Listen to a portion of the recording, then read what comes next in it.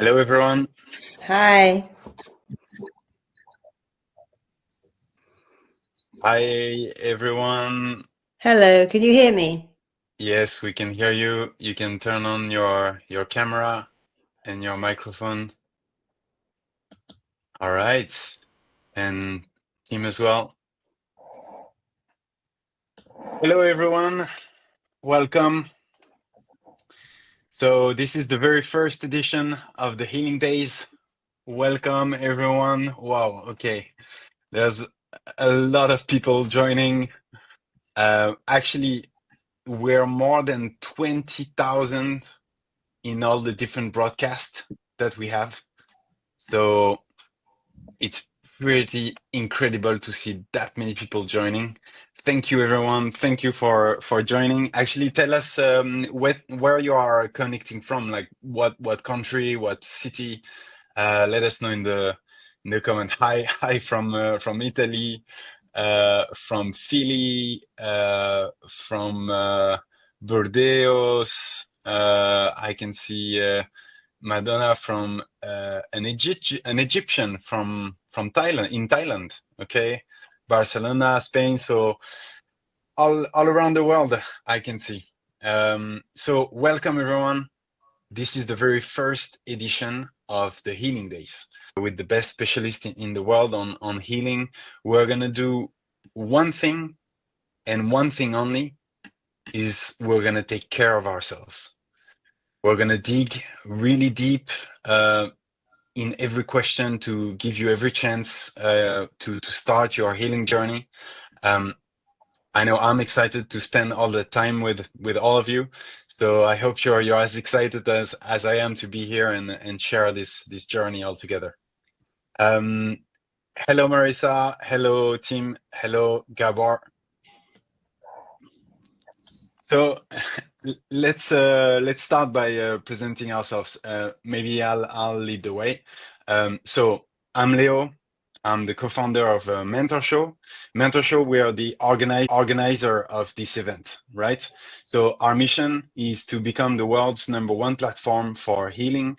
That's why we bring together the most renowned experts from across the globe to create really practical, step-by-step courses designed to help you heal your mind, heal your body, heal your spirit. So we come from France. You can probably see from my accent, but now we're all over the world, as you can see in the chat. So we're organizing this event. This is a free event from start to finish, right?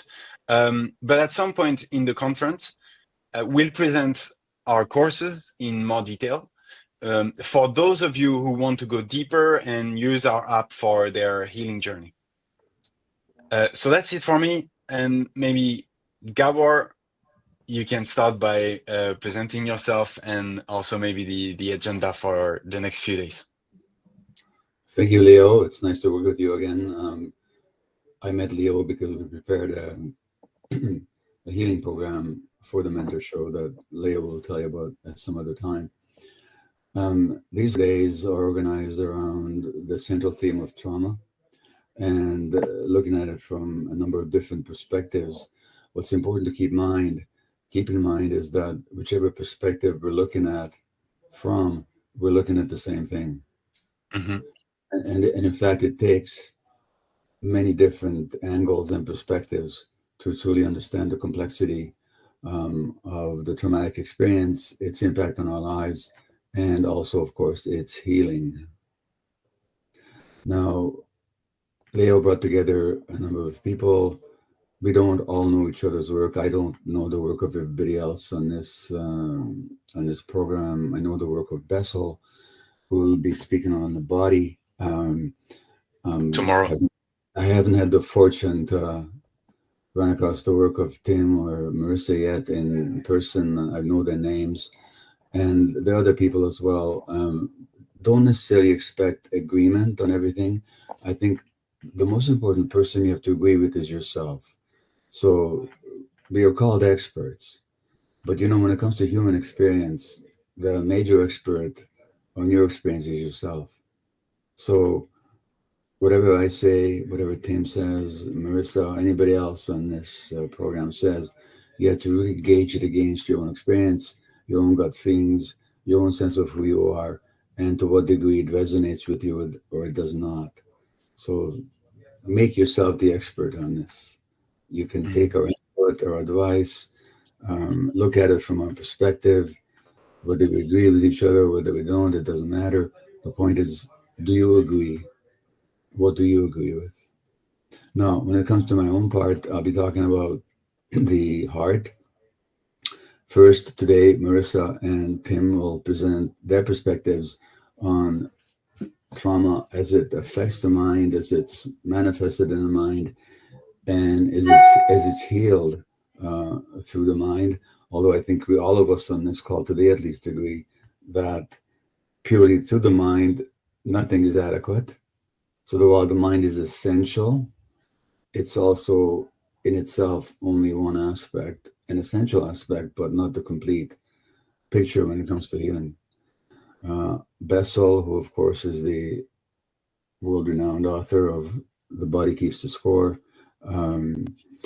which is about the impact of how traumatic experiences are lodged, stored, imprinted, manifested in the body.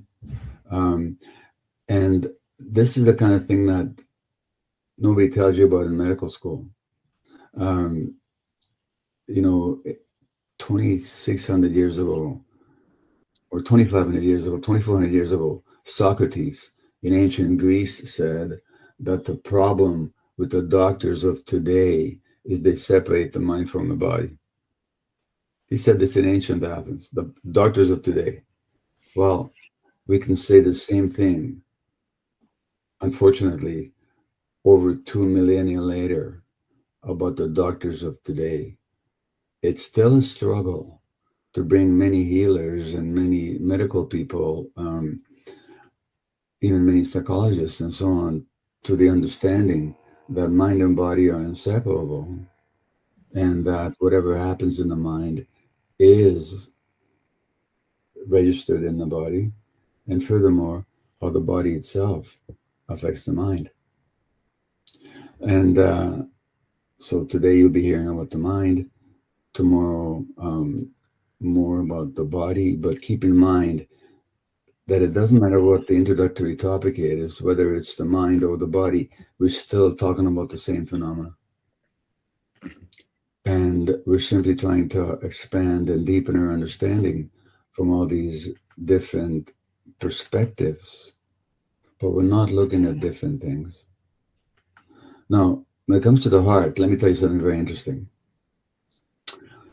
Even when we think of what the mind is, I mean, I'm not going to give you my definition of what the mind is now, but even that, if you ask yourself, what is the mind?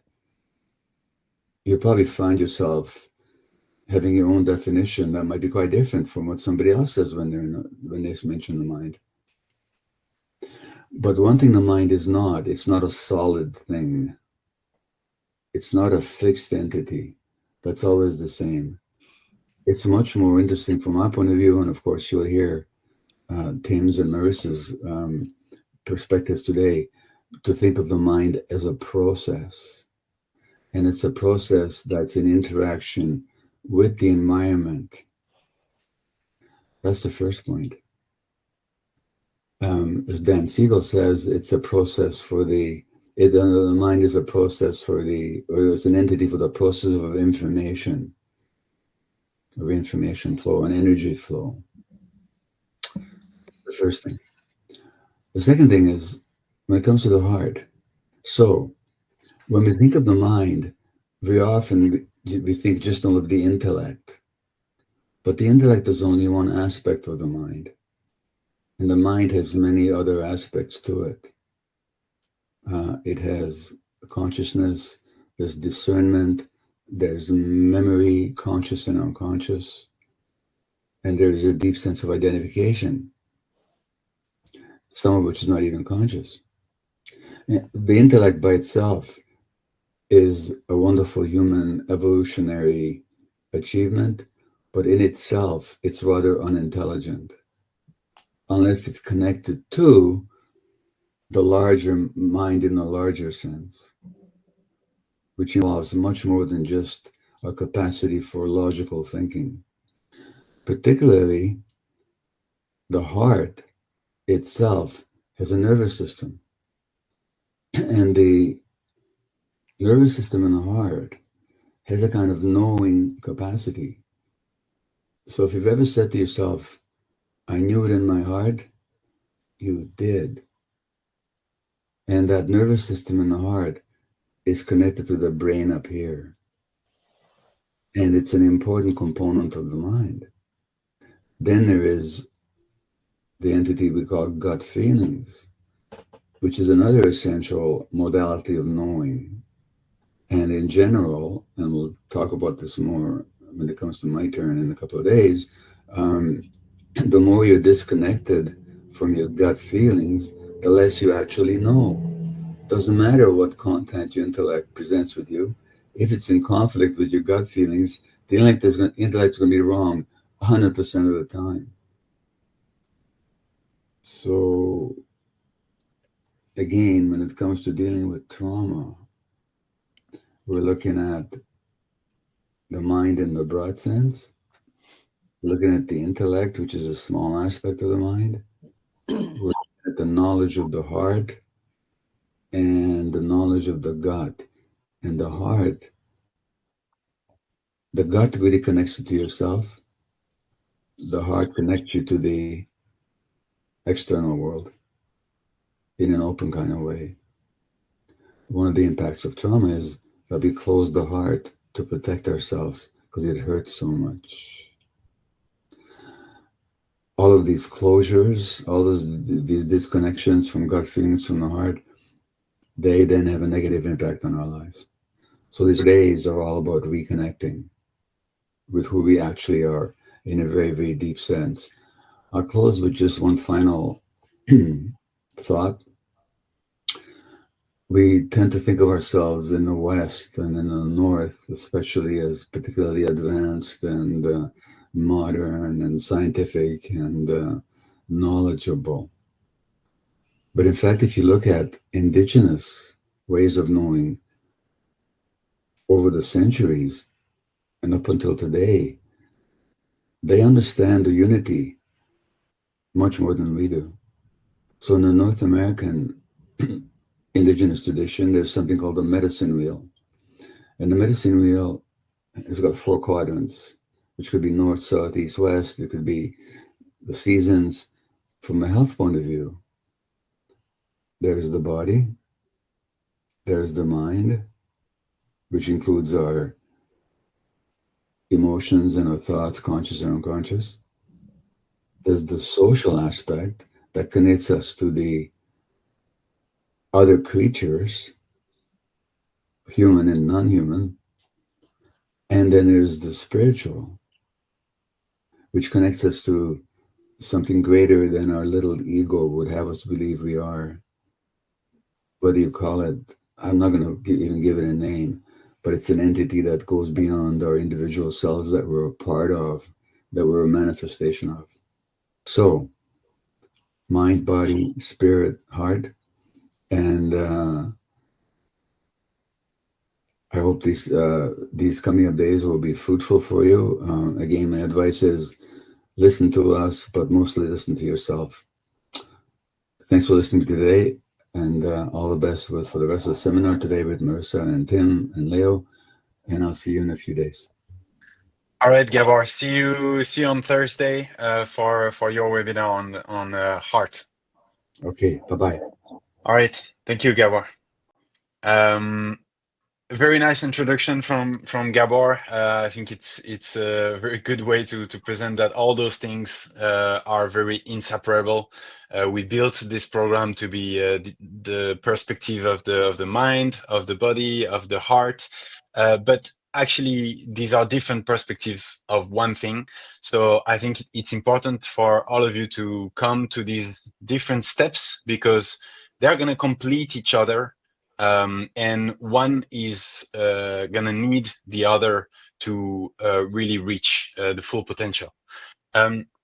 So now maybe Marisa and team, you can introduce yourselves shortly for some people who might not know you in the room. You go first, Tim. Okay, I'm Tim Fletcher. I'm from Windsor, Canada, and I came into this field over 20 years ago. And I came into through the addictions field, and the addictions program that I was working with in Winnipeg at that time was one of the only places in Canada that the lady that had developed the program had come to the conclusion after 25 years that addiction was a symptom of deeper problems. It was people trying to solve their pain and escape their pain and find pleasure somehow. And so she basically didn't have the words for trauma at that point, but she was really saying, we got to find out what pain they're trying to solve, because addiction is just a symptom. And if we don't deal with the underlying root issues, we're in trouble. So that started me on the journey of beginning to think about that and investigate that. And then I came across Gabor's book, In the Realm of Hungry Ghosts, where he talked about every client he dealt with addiction had childhood trauma. And then that just really focused my work and research. And I was working with clients every day, teaching stuff, and that was expanding more and more my understanding of stuff. And it just grew from there. And then what happened was because of Gabor's work, all of the addiction treatment centers were becoming trauma informed. And I got invited to go to a meeting of all the heads of the trauma or the addictions programs in the city. And they were all talking about, we got to be trauma informed. And I just asked, is anybody willing to change their program to actually deal with the trauma? And they all said no, they just couldn't do that. And I thought, well, we're all saying this is the root issue, but why aren't we dealing with the root issue? And so I spent about 3 years really thinking, what would it look like to do a program that's very practical for people coming out of addiction, beginning to recognize childhood trauma stuff, complex trauma, and develop the REACT program in 2016. And it's grown and spread around the world. And so that's been my work, and it's just been very practically working with clients and researching as I go to be kind of abreast of the latest research. And that's what I do. All right. Thank you, Tim. Hi, my name's Marisa Peer. I'm from London, and I've been a therapist my entire adult life, over 35 years now. And I realized very quickly that having clients come in and talk over and over again just wasn't enough. In fact, it wasn't working for me or them. So I created something called RTT, Rapid Transformational Therapy. And it's just therapy, but it's very quick. I use a lot of hypnosis, a lot of NLP, psychotherapy, neuroscience, quantum science, you name it. And I'm going to be doing a lot of it with you today, because as a therapist, it's not enough to listen. We like to do healing. It took me a long time to say I'm a healer. I thought, no, I'm a therapist. That's a kind of a brain thing. But now I realize actually healing is much more important. So I'm honored that today I'm going to get to have 2 healing sessions with you. And of course, all healing is your healing. I'm not going to heal you. I'm going to show you some very powerful techniques where you can heal yourself a great deal. It did wonders for me, and I'm honored to be able to pass it on. So thank you so much for inviting me, and I'm excited to be here. Thank you, Marisa. Thank you, Tim. Very, very excited to get started. And actually, let me show you quickly what's the program for today. So today we're focusing on the brain. Tomorrow will be the body. Then Thursday will be the heart. On today, we're gonna see, firstly, Tim is gonna explain what trauma is and the essential mechanism that are at work with trauma within our minds. Then we're going to look at how to break free from this mental prison. Both Tim and then Marisa is going to tackle this topic. And then Marisa has planned an experience for you that is going to be about 10 minutes. And after that, I will be presenting the mentor show offering and mainly the Heal masterclass from Gabor. After this session, Marisa will have a second experience, a group hypnosis session towards healing the mind. And after that, at the end of this webinar, we will have a live Q&A session where Marisa and Tim will answer all the questions that you might have. So obviously, if you want to ask your questions in the chat, the mentor show team will gather them for me, and I will ask them to Tim and Marisa directly at the end of the webinar. So stay until the end so that you can get your answers. All right, so now without further ado, we can get right into it and focus on the healing of the mind. And obviously, Tim, you have the immense responsibility to start these 4 days by explaining what is trauma and what are its effects on our mind, and what are the common consequences of trauma on our mind. Excellent. Well, thank you for this opportunity. And I'm going to try to take a whole bunch of material and summarize it very quickly, simplify it as best that I can. One of the things that's been very frustrating for me as a teacher and a therapist is that if you were to ask the average person if they have trauma, they would say, no, they don't have trauma. But most people in the world do have trauma. And the reason they think they don't have trauma is because they are still using one of the very early understandings of what trauma is. And that really is that it's some one-time horrific event that's out of the normal that happens to you, like a car accident, a rape. And so we now refer to that as big T trauma. And it's a reality of trauma. Some people have it, PTSD, symptoms come out of that. But we've developed a lot in our understanding since that very early definition. That was our understanding of trauma. The second thing that began to become clear was trauma is what happens inside of you. It's not the events out there. Those are traumatic events, but that doesn't cause trauma. It's when a person is affected by those events because they're too overwhelming, they're too much, too soon. Your nervous system can't handle it. It's on overload. And so you go to fight or flight, freeze or fawn as a way to try to survive. And so it was important to begin to understand it's not the traumatic events that we're talking about. It's the wound that's happening inside of a person as a result of those events. But then it went further, and we began to realize that it's not just one-time events, that you can have ongoing danger. So now we went from one-time events called simple trauma to ongoing danger, which we call complex trauma or complex PTSD. And so that is now where it gets really subtle. So there's an element of ongoing danger that can be lots of little abuse, big T events for a person that just happen in a home where a child is beat up, mom is beat up, etc. But there's now what we call little T trauma. And this is where it gets really subtle. And so little T trauma is when something good should have happened to you, but it doesn't. So big T trauma is when something bad happens to you.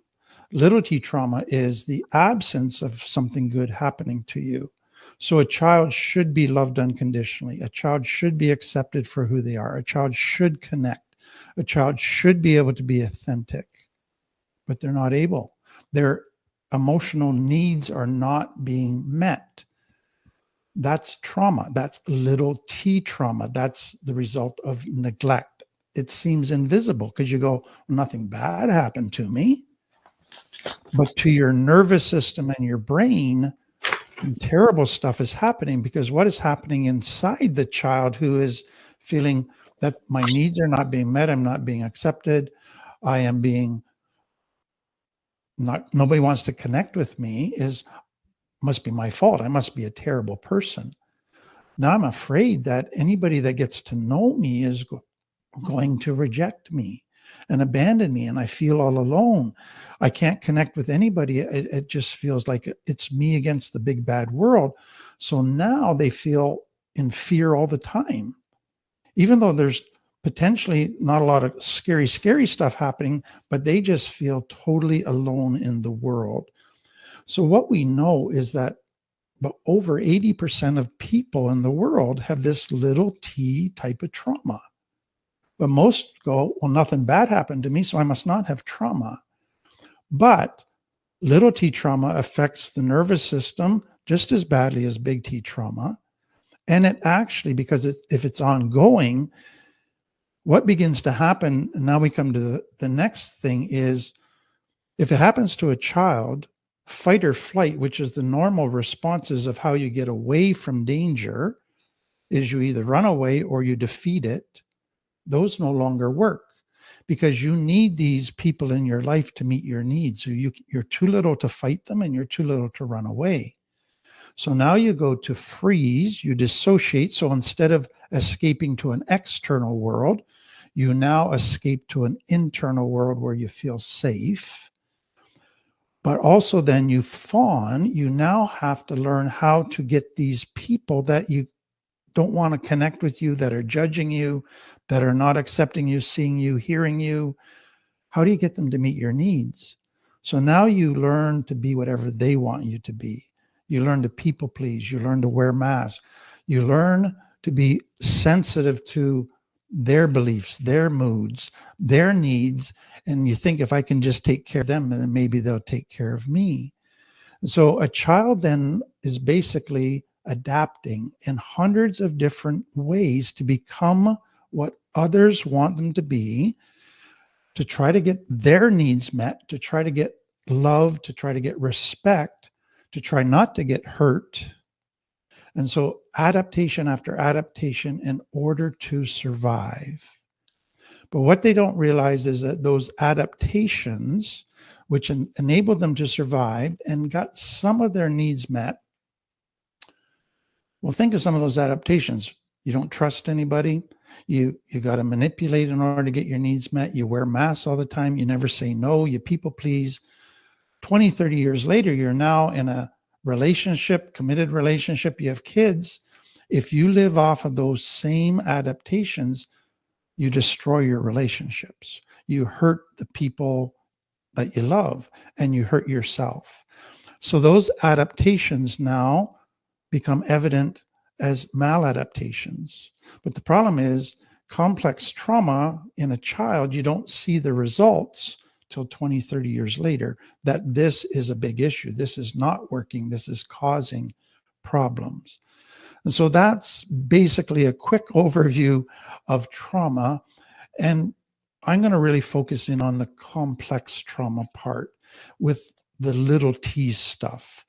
But big T is partly included in all of that. And what I hope you realize is that trauma is on a spectrum from very severe to very mild, but it all results in fight, flight, freeze, or fawn, in maladaptations, and it all results in affecting your nervous system in similar ways.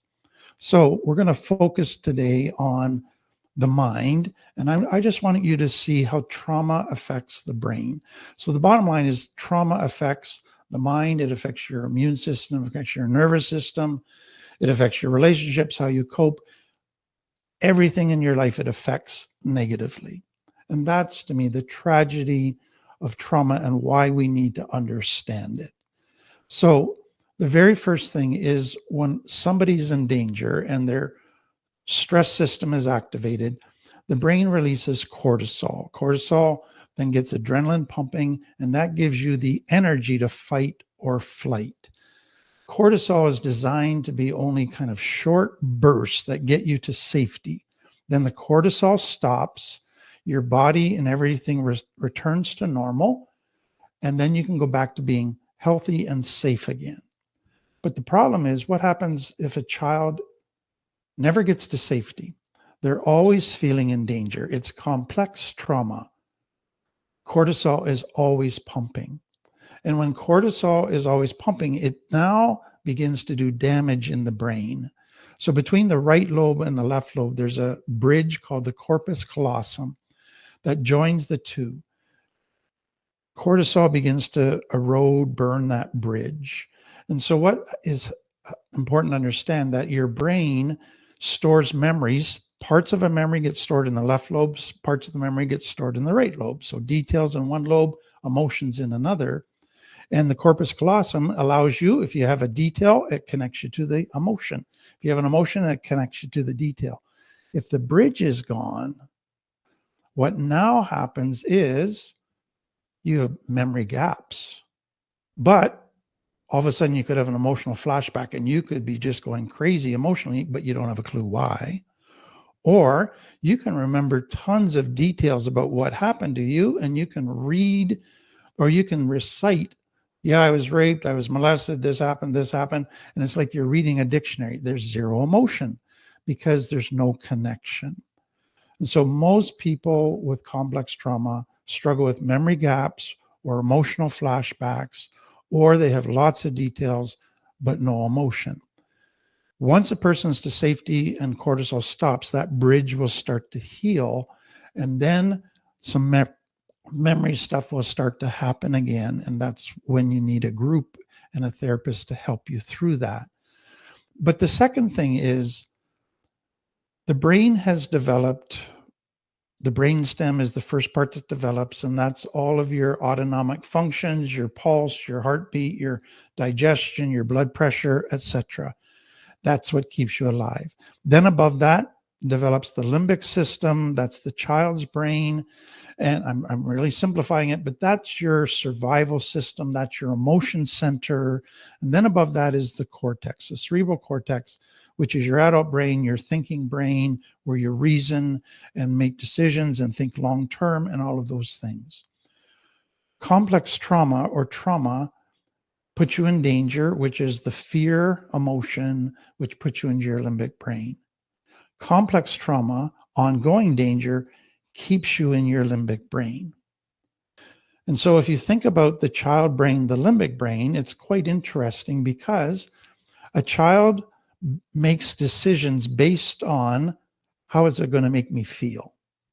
Is it going to give me instant gratification? So if you offer a child a chocolate bar or broccoli, usually they pick chocolate bar because it makes them feel good. They're not thinking 10, 20 years down the road. The limbic brain doesn't do that. And so you ask a child also, you need to do your homework, and their response is, I don't feel like it. So reasoning is guided by how they're feeling in the moment. Decisions are made based on, will it make me feel good? Short term, not long term. And so that's why a child can make foolish decisions, because they're only thinking instant gratification. But a child grows to their teens and then to their adult life, where their cortex, they begin to think long term. They begin to make decisions not based on how they're feeling, but based on what's going to be good and healthy in the long term. And so if a child has complex trauma, that brain development doesn't happen properly. And so they continue to be controlled by the limbic brain, even into adult life. And so even in the 30s, 40s, 50s, they're still controlled by that instant gratification, impulsive thinking that's guided by how they feel, thinking that the truth is what feels right, not the evidence. And so the limbic brain becomes a huge issue in keeping people kind of emotionally immature and stuck at a very emotionally immature place. And then brain fog. When the stress system is activated, cortisol is released, that begins to shut down the cerebral cortex, and you don't think as clearly. You get quite foggy. And then the final one, and what we're going to focus on, is all kinds of subconscious brain beliefs develop in complex trauma. And so if you think of a child who comes into the world with great instincts, and they go, I'm going to be authentic, I'm going to love, I'm going to connect to people. That's how you be happy. That's their basic instinct. So they go to connect, they are authentic, and they love unconditionally, and they get rejected, they get judged, they get punished, what do they then learn? They believe that authenticity equals rejection. Authenticity never leads to connection. It always leads to pain. And so they begin to develop these beliefs or complex trauma math. And what is key to understand is authenticity leads to connection with safe people. In their world, authenticity with unsafe people is what led to pain. But in their mind, their math became authenticity is always bad, never be authentic, never connect, never trust. All of their natural instincts now, they believe a lie. But the lie to them seems like the truth. And that becomes their subconscious programming. And so take it further, what comes out of their belief system is the reason nobody's connecting with me, the reason my needs are not being met, the reason that I'm not being loved is I must be a bad person. It must be my fault. I'm the problem. I must not be good enough. I must not be valuable. And then what comes out of that? Well, if I have no value, my only way of getting respect is I must have a beautiful body. I must be really smart. Must have lots of money. I must have a great position, lots of possessions.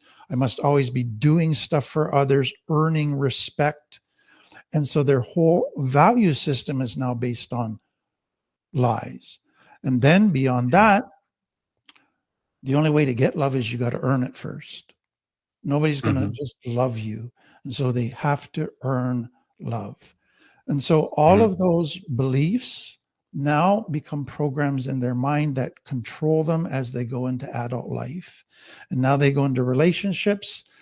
And then in the next talk, I'm going to talk about how that then sets up prisons for their mind. But that's our introduction, Leo.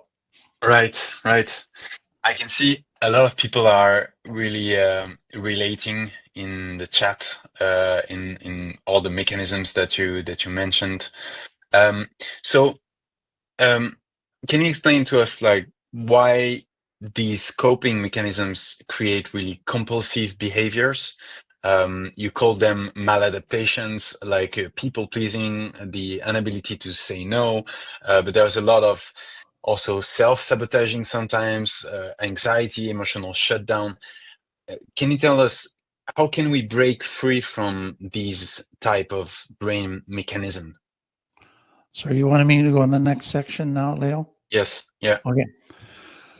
So let me give you just a couple of examples. So the first one would be, so a child is trying to connect and they get rejected. And they're being authentic and they get judged. And so they feel abandoned and nobody's there for them. Nobody's got their back. Parents are there once in a while, but parents are too busy. Parents have their own issues. And so they just have this tremendous feeling of being alone and being abandoned, that nobody really sees them, cares for them. And the pain, to me, one of the most painful emotions in the world is abandonment, because that basically says I must be a zero, that nobody wants to be with me. And so that then creates a terrible fear that I never want to be abandoned again. But you also have an instinct that I want to connect. I want intimacy. I want love. And so now I want connection, but I'm afraid of connection. I want intimacy, but I'm afraid of intimacy. So what happens is that fear of abandonment's at a deep subconscious control program level that you might not even be aware of. You just think you're in love with somebody, you get into a relationship, but then it starts getting closer and it triggers your fear that they're going to get to know you, and everybody that gets to know you abandons you. And that now causes you to go into behaviors to try to prevent abandonment. But what you actually do is create abandonment. So you become super needy. You text them 50 times a day. You ask them 100 times a week, do you love me? Are you going to leave me? You begin to test them. Are you cheating on me? You push them away to see if they're going to chase you. You do all these little games with them to test them, to be needy, and you just wear them out. You drive them away. And so what you think you're in love and you think you want an intimate relationship, but your fear of abandonment is so deep that it's actually triggering stuff. And then if they ever don't give you 100% attention, or it seems like they're criticizing you or disrespecting you or not understanding you perfectly, you go, oh, okay, that's it. You're rejecting me. You're about to leave me. And you just flip out and you go from 0 to 100 in a nanosecond, and you lash out in a panic, in a fear that you're going to abandon me. So what you've created is a prison now that you don't want to be abandoned, but you can't break out of all of these behaviors out of your fear of abandonment, and you end up actually creating that the person's going to abandon you. And then another thing that happens is you sabotage. So a child has this innate ability to hope. So if you think of this child that couldn't connect, wasn't getting their needs met, their brain is in pain, but it's coming up with options as what I can do to fawn. What can I do to get my parents to like me, to meet my needs, to want to connect with me? And it, let's say, comes up with 100 different options. I can get better marks at school. I can do more chores at home. I can take an interest in dad's favorite activities and sports. And if he likes football, I like football, all of those different things. So a child starts on option A, gets their hopes up. Okay, now I'm going to get love. My needs are going to get met. I won't get hurt anymore. And they get their hopes up, and then they still don't get their needs met. And so they get pain again, but also now they get their hopes dashed. But the brain goes, that's not a problem. I'll go on to option B. And so now I'm going to get better marks at school. I'm going to get straight A's. And they do that, and they get their hopes up again, and then they get dashed. And so now they get the pain of not getting straight A's, but now they get dashed hopes. And that can go on for years. The child just keeps hoping because there's still another option that this might work, this might work, this might work. But eventually they get to the point where they go, you know what? It hurts too much to get our hopes dashed. It hurts too much.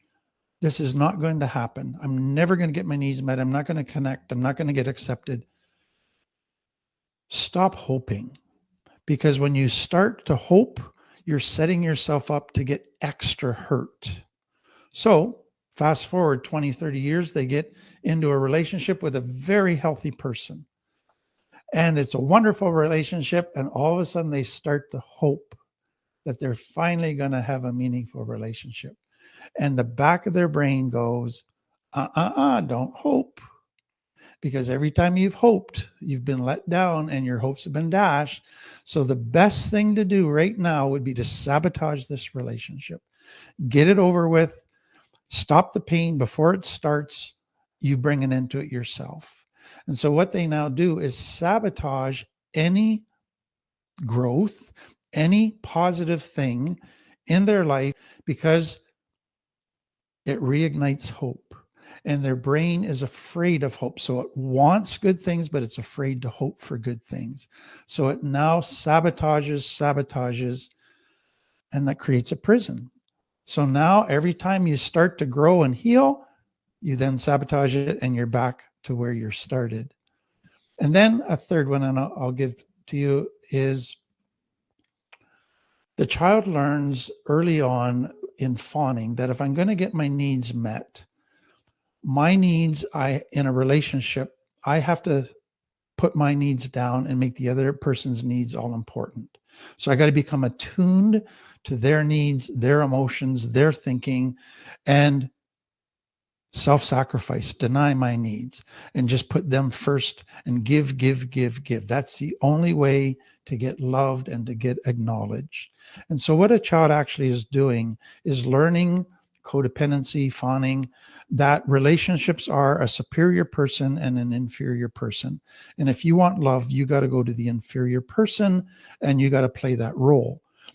And if they ever stood up for themselves and express their needs. They got told that they were selfish. They got told that they were a narcissist, that they were a bad person. They got punished for it, and that they weren't loving. So they got told all these messages that train their conscience that if you ever stand up for your needs and express your needs, you're a selfish, unloving, narcissistic person. That's terrible. And so now they've been trained that way. That's their relationship template. That's in their subconscious. That's in their belief system.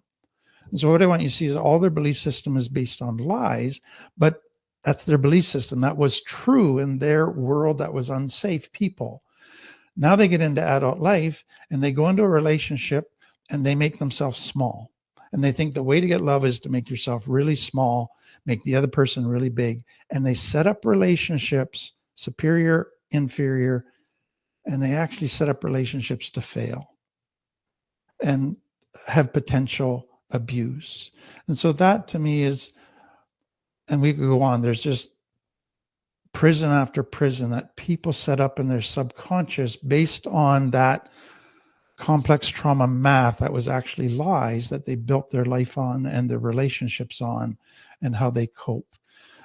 Another one I'll just quickly add is that they set up this perfectionist thing. If I'm going to get love and respect, I got to be perfect. And they have this strong, unrealistic standard for themselves and a strong and internal critic that I got to be very hard on myself, never give myself a break, and just control myself totally and be perfect. And so now they go into adult life and they're just pushing themselves, hard on themselves, never giving themselves a break, and they burn themselves out. And they're always down on themselves and they get depressed and defeated because the bar was set unrealistically high. And that's a prison they can't escape because they think if I ever lower the bar and say I'm human, then I'm bad and I'm a weakling and nobody will respect me. So healing from this, and we're going to spend so much time on this, and I just want to give a quick summary to it. Number one, you can't heal trauma unless you're with safe people. If you're still in an unsafe environment, you're going to have a lot of difficulty healing trauma because you're still going to need those survival tools to try to keep safe. So being with safe people becomes critical. But secondly, with safe people, healing trauma, like Gabor said, is not just learning information, though that is essential. The more information, that's fantastic. But you got to connect with safe people.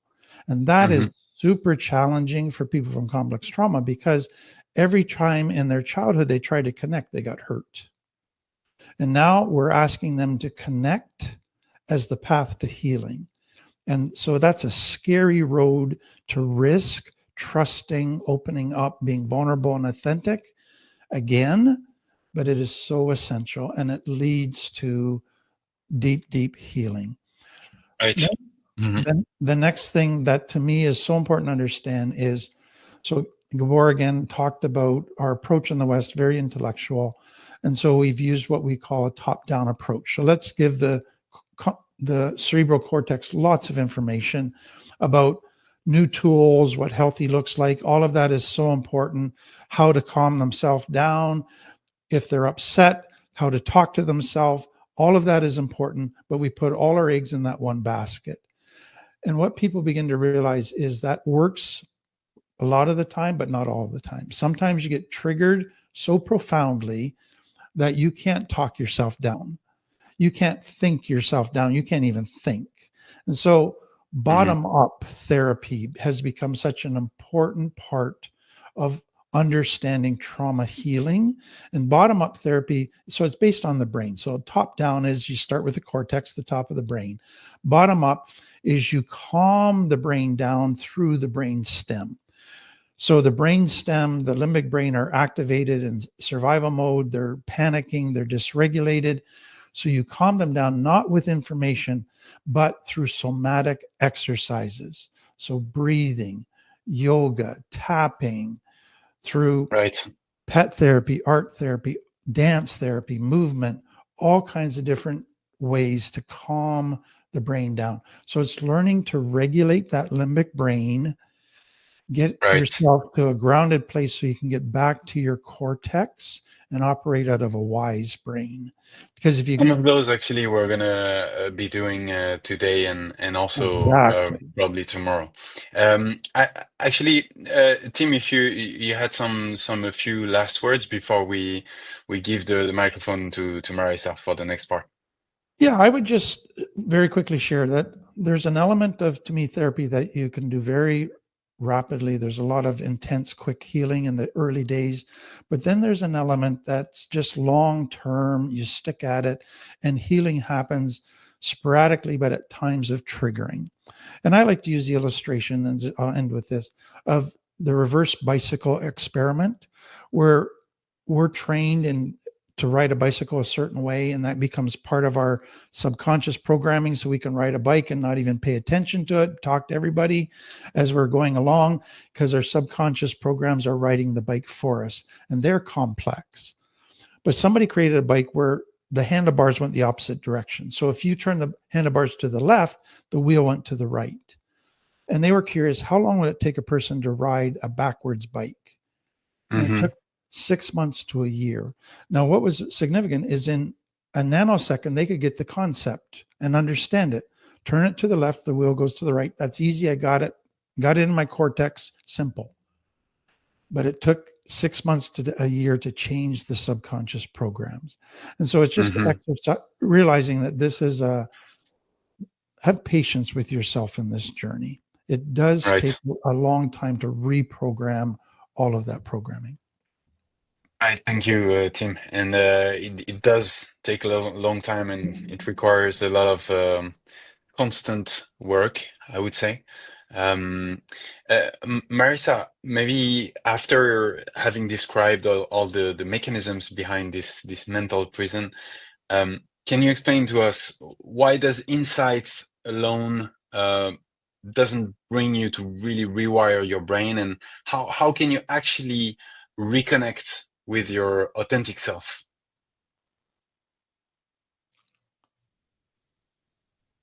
Marisa, I think you're on mute. Here we are. Can you hear me? There you go. Perfect. Thank you. One of the rules of the brain is that in a battle between emotion and logic doesn't get a look in. You know, we can't. When I went to the CNN tower in Canada to look down, people were actually crying. They knew that it was safe. The floor was glass, but the emotional brain said, "Are you crazy? Get away from the edge, you fool." So our emotion will defeat logic. And the logic says, my parents didn't love me. Well, they were drug addicts. They were not well. And we try to use our logical brain to get better, but the emotional brain runs the show. So we know all of this. I know why I keep attracting addicts. I know why my relationship, I know why I drink. I know why I use drugs. I know all of it. But I'm still doing it and I can't seem to stop because knowledge is not enough. Understanding can be very powerful.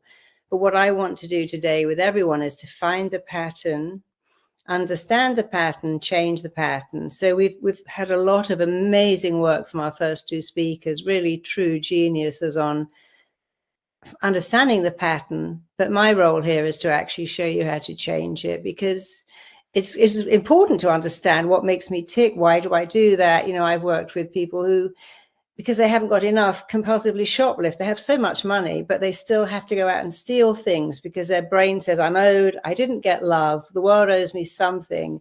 If I lift groceries, somehow I feel I'm getting payback. And their logic know that that's a crazy thing to do, but they can't stop it, you know. And then I've had clients who hoard because we don't feel enough. So when you were talking earlier about young children feeling abandoned, what happens is we very quickly think, I'm not enough. A child, when a parent is not meeting a child's needs, when a child is aware, oh, my needs aren't being met here, they don't stop loving their parent. They immediately stop loving themselves. They go, my mum is mean to me.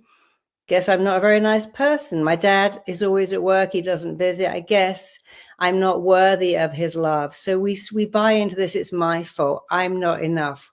We begin to doubt ourselves. We stop loving ourselves. And then when someone turns up to love us, we go, what's wrong with you? Why do you want to love me? I'm unlovable. So I created the I'm enough movement, because I saw so many smart, intelligent people, capable, gifted, talented, but they always had this belief, if you really got to know me, you'd say I'm not enough, I'm just a fraud. I've seen it across the music industry, seen it everywhere, from movie stars and athletes to school teachers to police officers to anyone. 80% of us have imposter syndrome, women, and 40% of men have imposter syndrome. But almost all of us have, to some level, this feeling that I'm not enough. I'm not attractive enough. I'm not interesting enough. I'm not worthy enough. I'm not good enough. And we buy into it because a child must idealize their parent. If you work out, hey, my dad's crazy, my mum's an alcoholic, I mean, that's just terrifying for a child to realize that their parents are inadequate. So what they do is they idealize the parents, they turn it on themselves. This is my fault. So I just got to have to shape up. I was listening to Princess Diana's brother talking, and he said something. He said, when I was taken to boarding school at 11 and dropped off, I thought, oh, I'm not shaping up as a son. They're sending me away. I mean, his parents were spending, I don't know, $75,000 a year on his education, but his feeling was, I'm being sent away. I'm clearly a disappointment as a son. So when he began to be sexually abused, well, he never told anybody, because he said, but they sent me away. Someone put a note here about what adopted children. And you can have adopted children over and over. Your parents loved you so much. They go, yeah, but why didn't they keep me then? Because the emotional brain is going to beat the logical brain. The emotional brain is, I wasn't loved, so I'm not lovable. So that's what we come up against. Children turn it on themselves. They idealize their parents. They stop loving themselves. They buy into they're not enough. And then they take that with them and they believe they're not enough. And so when someone wants to love them, although they're very happy to accept that, sometimes they begin to think, well, what's wrong with you? It's like that guy who said, I'd never join a club that would have me as a member. So this is our problem. Children don't have any choice but to turn it in on themselves, because it's too scary to realize your parents are not good enough to raise you. Way too scary. And, you know, I work with a lot of famous people, and people say, oh, you know, doesn't fame damage people? Actually, I've seen the opposite. Damaged people want to be famous so much because then they'll finally have love. But then what happens is when the world starts to love, you go, oh, but you love this body, this voice. And if you love me, well, what's wrong with you? And so we've looked at people, we could see what's happening with Britney Spears. We saw that happening with Amy Winehouse, with Whitney Houston, all the talent in the world, all the adulation.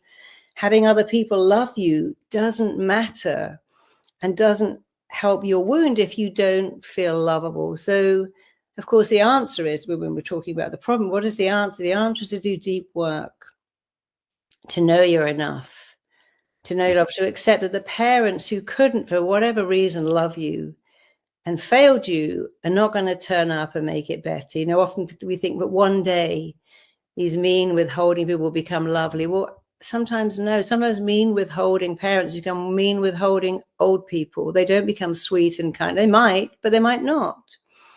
So we have to start to parent ourselves. We have to go, okay, are there some tools out there?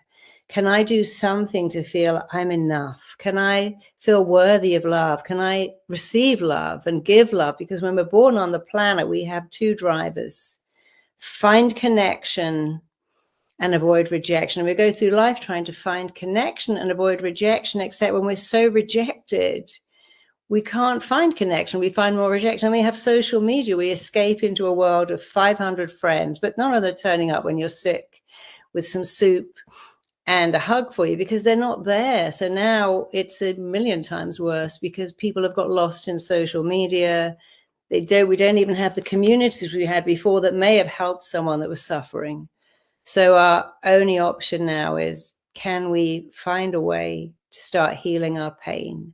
Can we find a way of building our self-esteem, our self-worth, our self-value, our self-image? Can we say, hey, it's like I actually used to own the garden in Notting Hill where they filmed Love Actually. And she says in one of the scenes, I'm just a girl asking just a boy if he can love it. Most of us could never do that. I couldn't ask someone to love me. I can't even love myself. How can I ask you to love me if I can't love me? But I loved that line. I'm just a girl asking just a boy if you could love me. But the real line should be, can I fall in love with myself?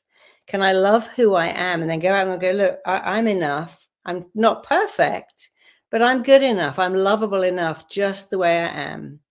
And that's so important, to be able to do the work. And it's not really work. I don't even like to call it work, but to spend some time with ourselves is what I'm going to do with you tonight, to help you do some very simple things that really help you to build your self-worth, build your self-esteem. Because when you build your self-worth, your self-esteem, the world joins you at that level.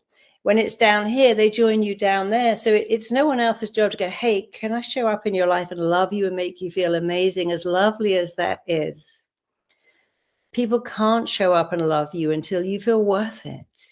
You know, you have to believe 80% of it comes from this mindset of I'm worthy of love. We're all worthy of love. Every baby is born saying, of course you're going to love me.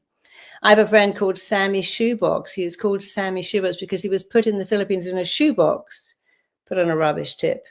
But he cried all day. People went to work, thought it was a cat meowing. When they came back, it was still going on, and somebody found him. He was sent to America, adopted. He's now quite a famous DJ. But I love that story because it was his tenacity. That newborn baby had a belief, someone's coming because I'm worth it. And then what happens? Well, someone doesn't come. We don't put our parents, I shouldn't have had you, should have been a boy, should have been a girl, why can't you do this? Your brother was so smart. And we begin to think, oh, or my dad's always at work. My father was always at work.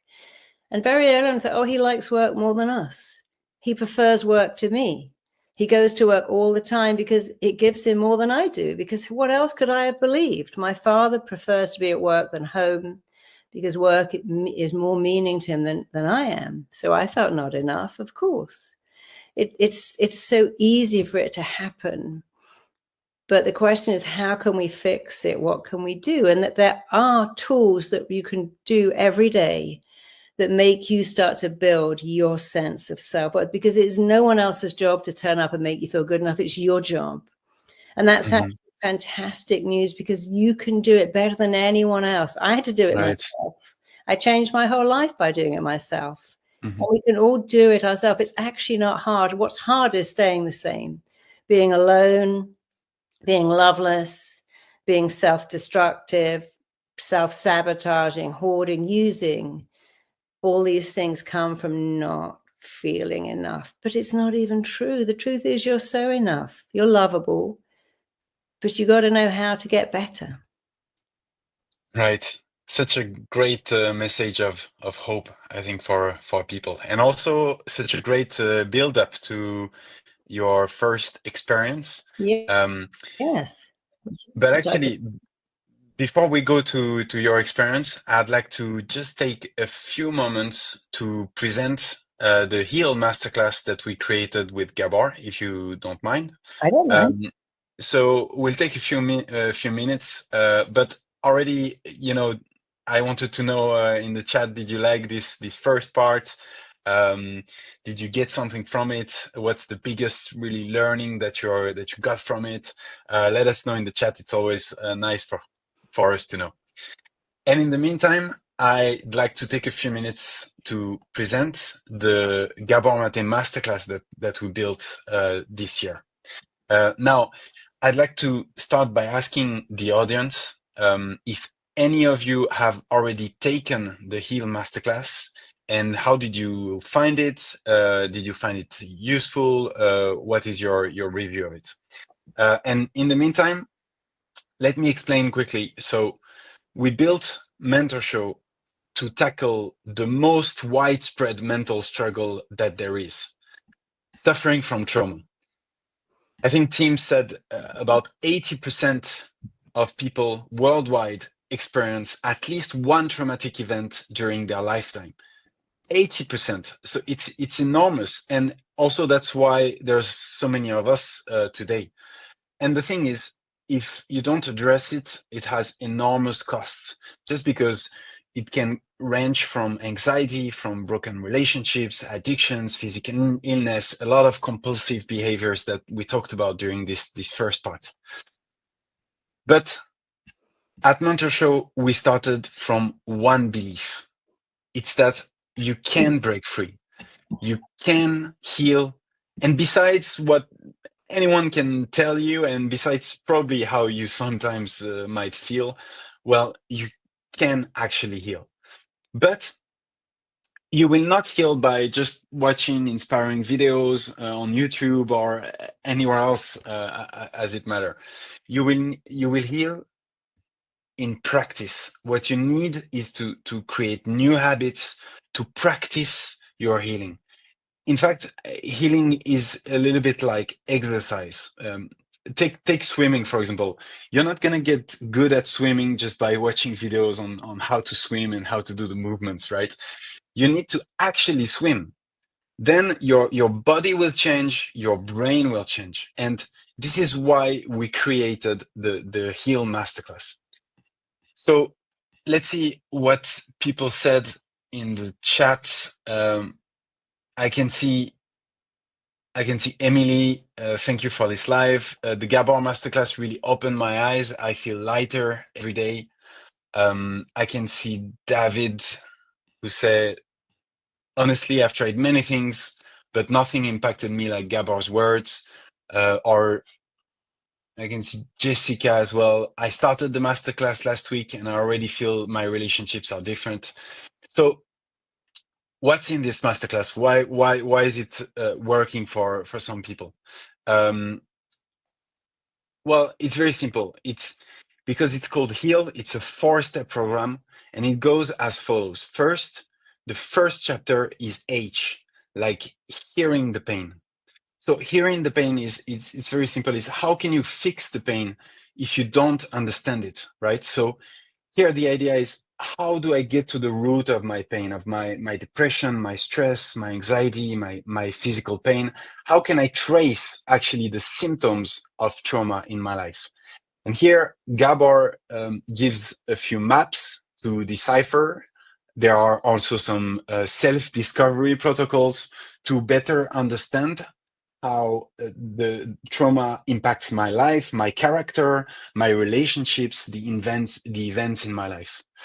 The next part is E, because once you've understood, then, so many people were asking us, how do I go from actually mentally understanding what happens to me to actually changing it in my body and really healing on a deeper level? And this is the idea of this chapter.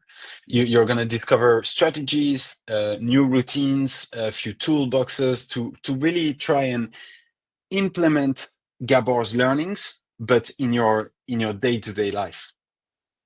This is the main part of the Heal Masterclass. After we go into A, like align your relationships, because once I've built the tools to really heal myself, then obviously it's a whole other thing to manage my relationships. So here the question is, how can I protect my relationship and also prevent relationships from making me relapse? And also a question that we got a lot, which is how to protect my children from my trauma and from trauma in general. So there's a whole section here on parenting and protecting my children.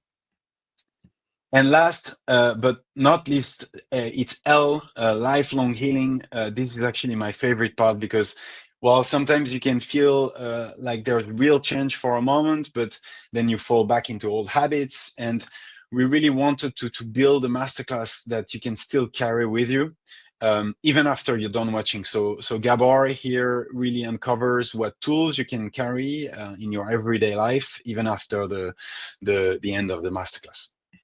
So overall, we have dozens of practical exercises. There's written exercises that you're going to do in your healing diary, as we called it. There are somatic exercises, meditations that are delivered by Gabor himself. A lot of routines, a daily practice, a weekly practice. There's also an emergency kit for, sometimes things go out of control.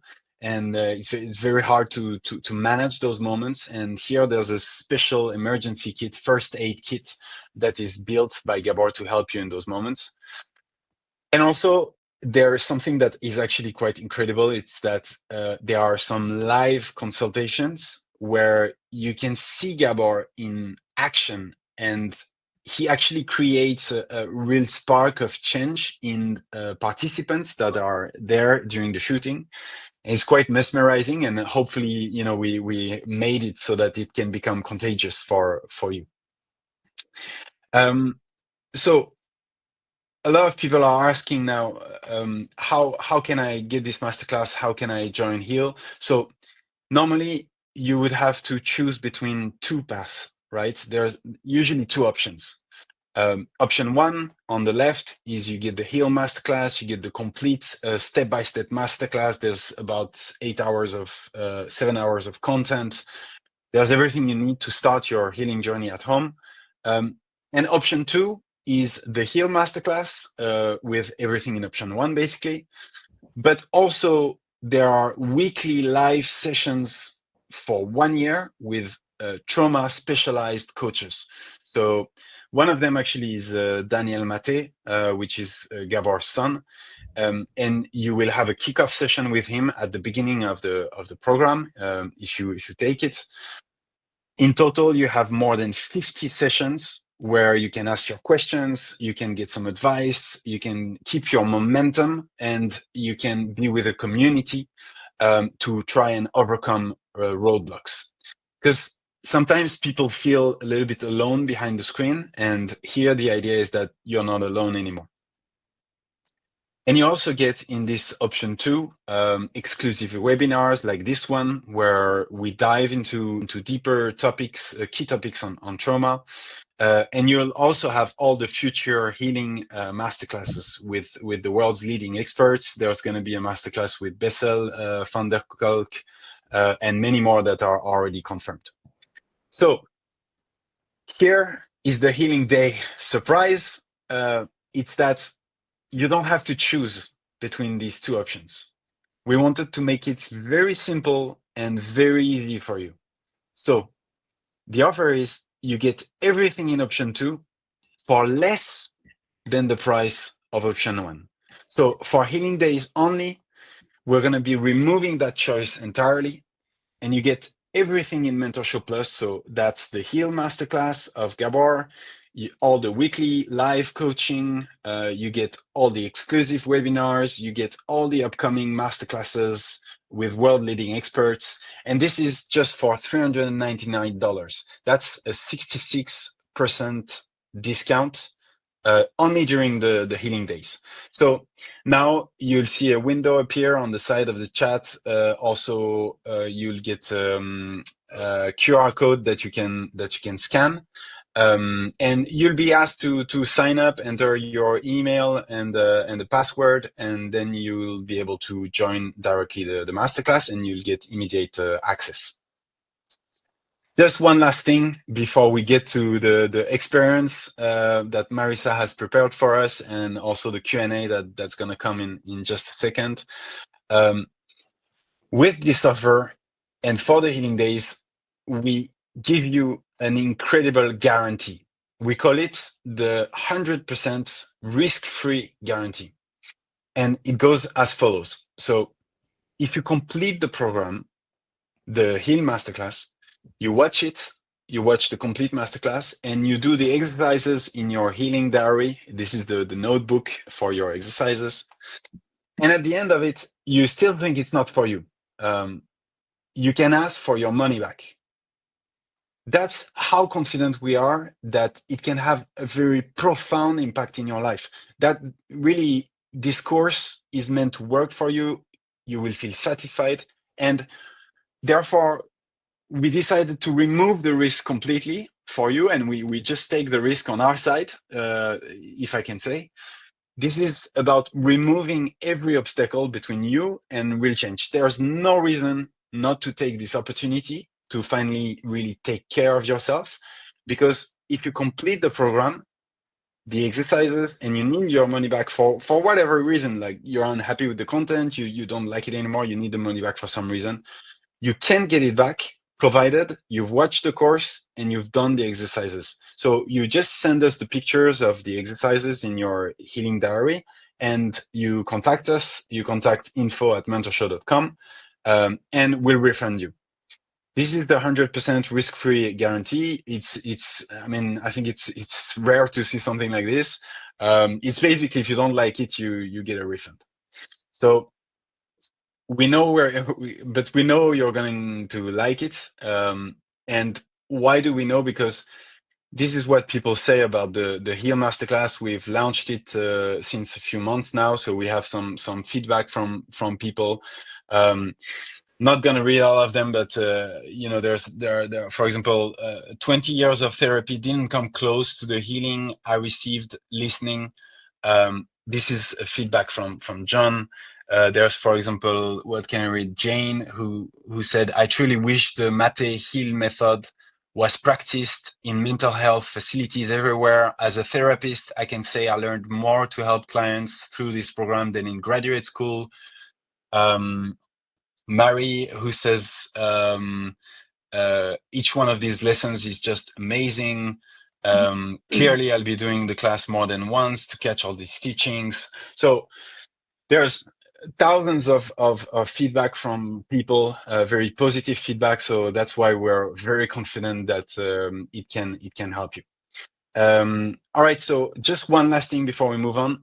The offer that I presented is limited for the first 500 clients. Why is that? Because we've carefully selected a small group of coaches, including Daniel Maté, and people who are really specialized in trauma. So we don't have that many coaches, right? So we have to limit the number of people who can get in, just to ensure that everyone gets the right level of attention and quality. So there's going to be only 500 spots left. So once again, if you want to join, there's a QR code. It's right there. And you can also type mtor.sh/heal. And then you can sign up. All right. So this is it for the presentation of the Heal Masterclass. And now we can get to the first experience of Marisa. Marisa, up to you. I'm all ready. Thank you so much. So when a child's needs aren't met, I'm only going to talk for a minute. We're going to go straight into it. I much prefer to do it than talk. But when a child's needs are not met, they get something called learned helplessness and learned hopelessness. I can't fix this, but I must. I can't do this myself, but I must. And it's a kind of tag they then wear their whole life. And I love that expression. We play the only part we've ever known. And then we make that part our own. And for many of us, that part is someone who can't be loved, can't function well in the world. So when our needs are not met, we only have two choices as we become older, and they're very clear. Our needs are very simple when we're a little baby. My daughter's got this sweetest little baby. I spend time with him, and all he knows is love. He trusts everyone. He's happy. I think, gosh, every baby should have what he has. But of course they don't. I didn't have that. Luckily, he does. So when we're born on the planet, we don't need much. We need to feel loved. We need to feel safe. We need to feel significant, and we need to feel connected. We have a drive to feel connected, safe, significant, and loved. And for many of us, we don't feel that. We may feel some of it, some of the time, but most of us go through life, and I've been in therapy for so long, every client I see doesn't have that. But what happens when these needs are not met? What happens is two things. We learn very quickly to give up. I'm never going to find love. I'm never going to be anybody. Things are not going to work out, and we give up. Some people really give up. They get some cats, some dogs. Bridget Barder said, I wasted all my life with men. Dogs never lie, never cheat, never let me down. And I like to be with animals. I feel safe. So that's giving up. I don't expect love. I don't want love. I don't expect anything. I've given up. The other option is to give it away. I'm going to find someone out there, and they're going to turn up, and they're going to fix everything. They're going to love me. And Tim talked a lot about, we find that then we don't trust them. We go through their phone. We go, do you really love me? Are you sure? Are you going to leave me? What have I done wrong? So we give the need up, or we give it to someone else. It's your job. And we usually give that to a partner, but we can give it to a friend. Sometimes we give it to our kids. I've had this baby, and they're going to love me, and they're going to make everything. But occasionally we give it to a therapist. I'm here, and you've got to fix me. I've seen that sometimes.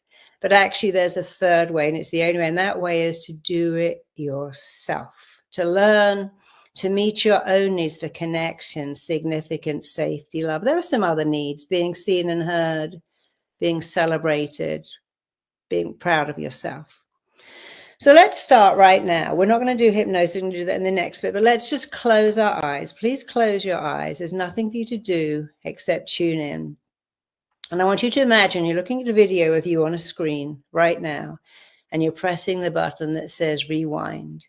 And the movie of your life starting today is going backwards. You're going back in time. That movie of your life is rewinding, running back. You go further back, even further back. Years, months, weeks, days are peeling away from body. As you go back in time, your eyes are closed. Just imagining one thing. What if the movie of my life could rewind and rewind and rewind and go back to that little kid who suddenly noticed their needs were not being met? So just imagine you can go back in time to meet that child. It's like you're in a time tunnel going backwards, going back in time, further back. You're going back to meet a little kid whose needs were not met and who realized his needs were not being met and who found that quite scary. So suddenly that movie is stopping, and you're standing outside a childhood home. It doesn't matter if you had many. You're standing outside a childhood home. You're standing outside the front door, and you are drawn like a magnet to your childhood bedroom. And you're reaching out your hand, and you have your hand on that bedroom door handle that you knew so well. On the other side of that door is you as a small child. And you know that you as a child is on the other side of that door. And that child knows that you're them as a grown-up, and they have a complete affinity with you. They understand you completely. They're going to tell you anything. So go ahead and open that door. Walk into that room, and there, waiting as a little kid that you know so well. This is you as a small child. It could be a baby, could be a toddler, could be an 8-year-old, a 9-year-old. But it's a child that you know very well. And just as you know that child is you, they know that you are the grown-up version of them. And I want you to quite literally put your arms around yourself. Really do this properly. Don't just listen. Put your arms around yourself. Imagine you're holding that little kid. I want you to sit on the bed, sit them on your knee, sit them by your side. But I want you to put your arms on. I want you to say some words, word for word. You're going to repeat these words out loud. Don't mumble, say them. I promise you, it's going to make a world of difference. You have so much power to fix yourself. And the first thing I want you to say, repeat this, is, I'm becoming a loving parent to you. So say that, hold that child, look at them. If they're a little baby, you can even rock them in your arms. I want you to say out loud, I am becoming a loving parent to you now. Repeat this one. No one in the whole world can play the role of loving parent to you like I can. Let's do that again. I want you to say it and feel it. Don't mumble it. Words have energy. And some words have really good energy, and these words have good energy. So repeat after me. No one in the world can play the role of loving parent to you like I can. I love you completely. I want you to say everything I'm saying with feeling. I love you completely. I love you unconditionally.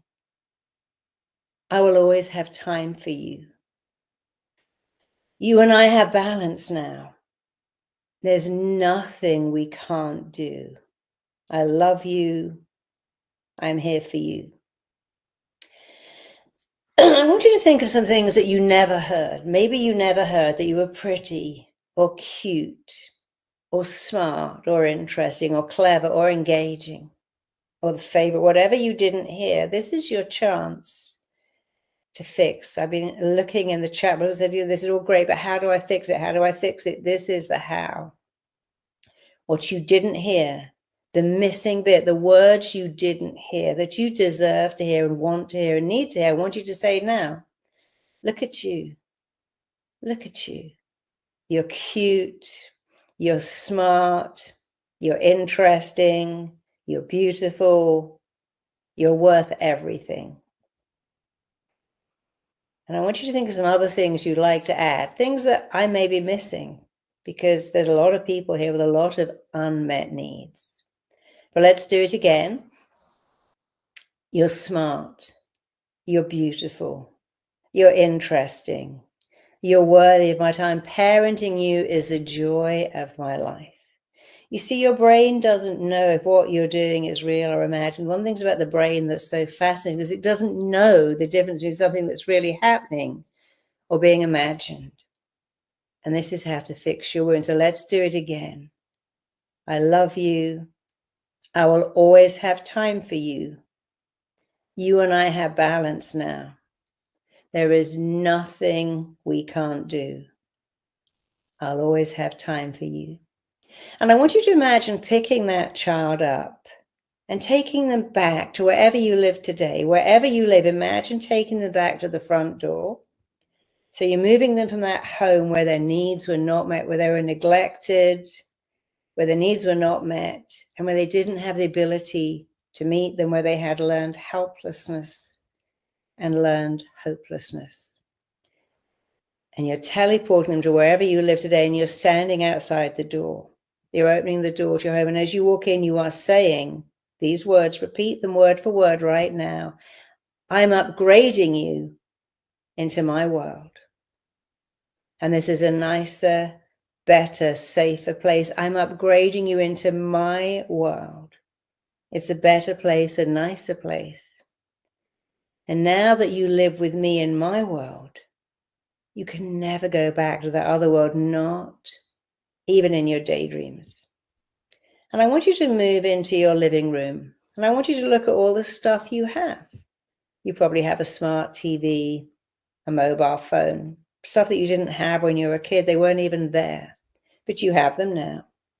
And just as you have them, and of course, these are things, you can have everything else. So I want you to look at the life you created. I want you to imagine looking out of the window. Maybe you can see your car. Looking in your wallet, you have a purse and you have credit cards. You have stuff that you didn't have. I want you to go into your bedroom and look at the person that you spend your life with. And if there isn't one, I want you to imagine there is, that very soon you're going to wake up in the arms of someone that loves you and is loved by you. I want you to open your closet and look at the clothes you have. I want you to go into your bathroom and look at all the products you have. Go into your kitchen and realize, wow, I can have breakfast for dinner and dinner for breakfast because you're free. And I want you again to go back into the living room, sit on your sofa, put that child on your knee, wrap your arms around them, hold their hand if this is next to you. And I want you to say the same thing. I am becoming a loving parent to you. Repeat every word I'm saying now. I am a loving parent to you. You live with me now in my world. It is a nicer, safer, better place. You're safe with me. And you're going to hear all the things you should have heard, that you deserve to hear. You matter. You are lovable. You're significant. You're safe. I love you. I'm here for you. I will always have time for you. I will check in with you every day. I'm going to put a picture of you as a little kid on my mirror. And if I haven't got a picture, I'll draw one. And I'm going to every day remind you that you live in my world and it's a safer place, a better place. So keep talking to that little child and reminding them you live in my world. You can't go backwards. Life doesn't go backwards, it goes forwards. I want you to imagine that if your child was a bow, and it was a horrible, shitty child, for many of us it was sad, it was lacking in so much. But if your child was a bow and you're an arrow is fired as far away from those it can possibly go. We put an arrow in a bow and we use the bow to fire it far. Arrows never go backwards. They go forwards. They're fast, they're strong, they're sleek. And you're an arrow, you're not a bow. And you can use that bow to go far, to go as far away from the past as you can, because you're not going backwards. The past is behind you. You're not going there. The past is gone. We have the present and we have the future, and we can make it so much better by saying, okay, I'm going to be my own parent now. I'm going to parent myself. I'm going to tell myself all the stuff I didn't hear. I can say every day, hey, you're cute, you're smart, you're pretty, you're interesting, you're lovable, you're worthy. Let's do it right now. Look at that little kid and say, you are cute, you're smart, you're compelling, you deserve love. You're so lovable. Who couldn't love you? You're funny, you're interesting, you're intelligent, you're great company. I want you to think of the things you did not hear that you've always wanted to hear. Maybe you've given someone else the job of telling them to you. Maybe you've given up. Maybe you don't expect it. But today, it's your time to tell yourself those words, to parent yourself. It is your job. And you can do this job so well. You can do this job phenomenally well. To do it again right now. You see, your mind learns by repetition. Your mind loves stuff that you repeat. So I want you to repeat it again. Again, imagine you are parenting that little kid who was so hurt, so lost, so confused, so sad, so lonely, so neglected. And if someone gave you a kid, you'd say, okay, I can do it. If someone gave you a neglected puppy, you'd know what to do. You'd feed it, stroke it, practice kindness and patience until it trusted you. But we can do this to ourselves, and we have to. So let's do it again. Hold that child and repeat these same words. I'm a loving parent to you. And I'm doing this job so profoundly, so deeply, so beautifully. I'm taking it so seriously. I have time for you. I listen to you. I check in with you. You see, there is nothing in the world that will build your self-esteem like praise. And your own praise is just as important to your brain as the praise is. The fact the brain doesn't know or care where this praise comes. So think of the words you didn't hear, the praise you didn't get, and do it now. I love you. You're smart. You're amazing. You're great company. You're significant. You matter. You're interesting, you're compelling, you're beautiful, you're cute, you're wonderful. Parenting you is the joy of my life. I'm proud of you. I believe in you. So we have a few more minutes, and I really want you to add some things. So let's start with, again, you're safe, you matter, you're significant, you're enough, you're lovable. Let's do that again. You are safe. You are significant. You're lovable. You matter. You're enough. And I want you to add 5 more phrases. And it doesn't matter what they are. You might want to say you're safe to have an attractive body. You're safe to learn to trust people. You're safe to be by yourself sometimes. You're safe to walk through this world knowing that you matter, knowing that you are significant, knowing that you're here for a reason. You know, if your life was a huge clock, your childhood is the first 8 to 10 minutes, and it may not have been great, but you've got a whole 50 minutes left to make it amazing. You've got a whole life in front of you. Your school days are not the best days of your life.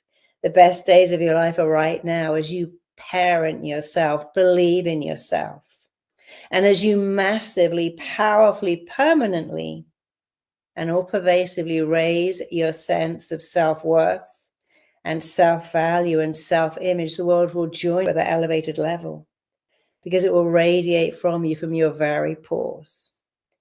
So let's just take the remaining 2 minutes and just pour into that kid love, significance, connection, joy, gratitude that they're there.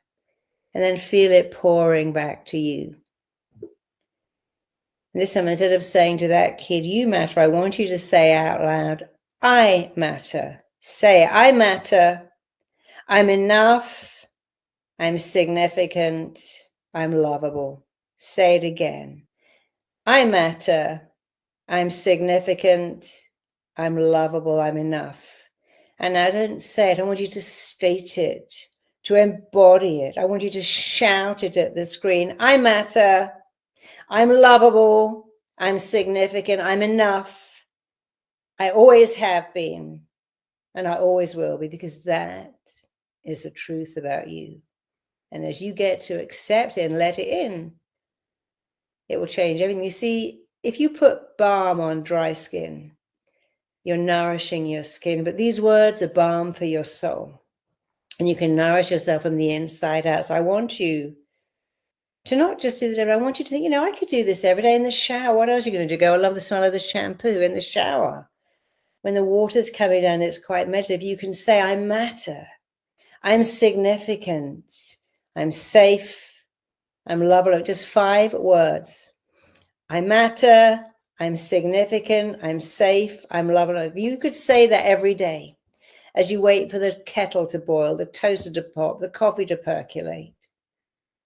In the shower, you can change your entire life, because these words have an energy and they contain the truth about you. So knowing it, feeling it, and committing to doing it. Some people do and some people don't, but you can do it. You couldn't do it as a kid because you were a dependent child. Today you're an independent adult, and you can do it. You can do it amazingly, beautifully, wonderfully, majestically. There's a great person that said, boldness has genius and magic in it. Begin it now. Begin it now. So open your eyes, come back into the room. And that's our first activation for today. We're going to do another one. I'm going to hand over now and read some of your comments. And I'll see you in a minute, or very soon, for the next one. But do type in the comments how you felt. What was that child like? What did they need to hear? You see, we all suffer the same. We're all the same. So when you can see this child was hurt, this child was lonely, this child was confused, you give someone else permission to think, oh, I felt like that too. Thank you. Thank you, Marisa. Such an incredible moment. I think I saw a lot of great comments in the chat talking about really taking care of ourselves, right? I think it was a really a self-caring moment for everyone. So give us some feedback in the chat. We're really eager to have how you felt. I actually saw a few, like, for example, there was one of Denise. I need to speak all of this to my children. I was stuck in a loop, but not anymore. Very glad to see that, Denise. Mary, who said, I'm crying while doing this exercise. Thank you. Margarita, who said, this is incredibly powerful. Tony, who said, wow, this just broke me. Thank you, Marisa. So I think a lot of gratitude for you, Marisa, and for this incredible experience that you shared with us. Tears are flowing. Thank you, Lena. Very emotional. So a lot of really positive feedback. Thank you, everyone, and very glad that you liked it. So maybe we can move on, Marisa, to the next part with the group hypnosis session. Sure. Yes, we're going to do some hypnosis now, and it's going to be quite different, a little bit similar. One of the things about the brain is that the most vexing thing about a brain for therapists like me is the brain likes what it's already known. So when something's familiar and known, it wants to go back there. And while it likes what is familiar, it doesn't like what is unfamiliar. And so if you've never been praised and was, hey, you look great, to go, oh, no, this old thing, I really don't. Or, hey, I loved your talk. I was terrible. Didn't you notice I missed the best bit? Hey, I hear you got the best person. Yeah, the best person was sick. I got that award by mistake. So if praise is not familiar, we reject it. So here's a fact. The human brain is wired to like what is familiar and known. But here's another fact. You can make anything you like. You can put some silicone on your finger and put it in your eye every day until it becomes so familiar. You can do it without a mirror. So we've got to make good stuff familiar. But here's another thing the brain likes. It really likes military style language. And I created a program called DICE. It means I direct, instruct, code, compel, condition, and empower my body to heal itself. We're going to do something called the healing vortex and DICE combined. We're just going to go through your body and command your body to heal itself. As weird as it sounds, it's very, very powerful. It's very, very effective. You don't have to do much at all. So I'm going to take you through it, But I want you to remember this dice: direct, instruct, command, code, compel, empower. You know, I had cancer twice, and each time I directed my body to heal itself super fast, and it did. I got run over 2.5 years ago, and I was told I would never be able to walk properly. I'd have a limp forever, and within 6 weeks I was walking. In no time at all, I was back on my feet like it never happened. But it's because I use this military type language. I commanded my body to heal itself. And you can do it for emotional things as well as physical. Pain, being alone, not having love. So what I want you to do is go through it, but I'm going to stop it and I'm going to ask you to use these words. I'm going to ask you to go, I command my heart to let love in. I command my body to trust. And I want you to use the same language. So I'll do it. But at some time I'm going to ask you to repeat these words again. No mumbling. We empower, we command. I was actually giving a talk last week because, you know, I listened to you and you said, I don't say I can't, I said, demand sleep. I insist, you know, I got on a plane today and, you know, I was going to be up until it was 1:45 in the morning here. But I thought, well, I'll go to sleep. There's something I told my body, I demand sleep comes to me. I insist sleep comes to me. I slept for 3 hours. I never ask. I command, direct, instruct. And the body likes that. It understands commanding language. It's like a class of children. When you go, sit up, get your pen, they do it because they understand that tone. And your body, when you say, I command myself to feel worthy of love. I command myself to sleep perfectly. I command myself to have perfect digestion. The body goes, I can do that. So let's do it now. We've got about 10 minutes, which is just enough time. So hypnosis is not scary. Does not send you to be, it wakes you up to your potential. And when you get hypnotized, it's really what I call alpha brainwave training. So look at me just for a minute. You're going to look up, keep your eyeballs up, breathe in and out 3 times. On the third exhalation, you're going to close the lids, but you do it that you don't go like that. You keep the eyeballs up and bring the lids down. That's how you go into an alpha brainwave where you're highly receptive to good suggestions. It can't do any harm. You can't stay in hypnosis. And you go into hypnosis every day, but if you look up and then close your eyes, which is how I managed to give myself 3 hours sleep this afternoon, I rolled my eyes up and then said, sleep's coming to me. It's perfect. So let's do it. So make yourself comfortable. It's all about your eyes. Roll your eyes up as if you're trying to look into your very own eyebrows. Keep your eyeballs up. Breathe in, breathe out. Take another deep breath. Keep your eyeballs up. Breathe in. Breathe out, and keeping your eyeballs up, staring at your eyebrows if you can.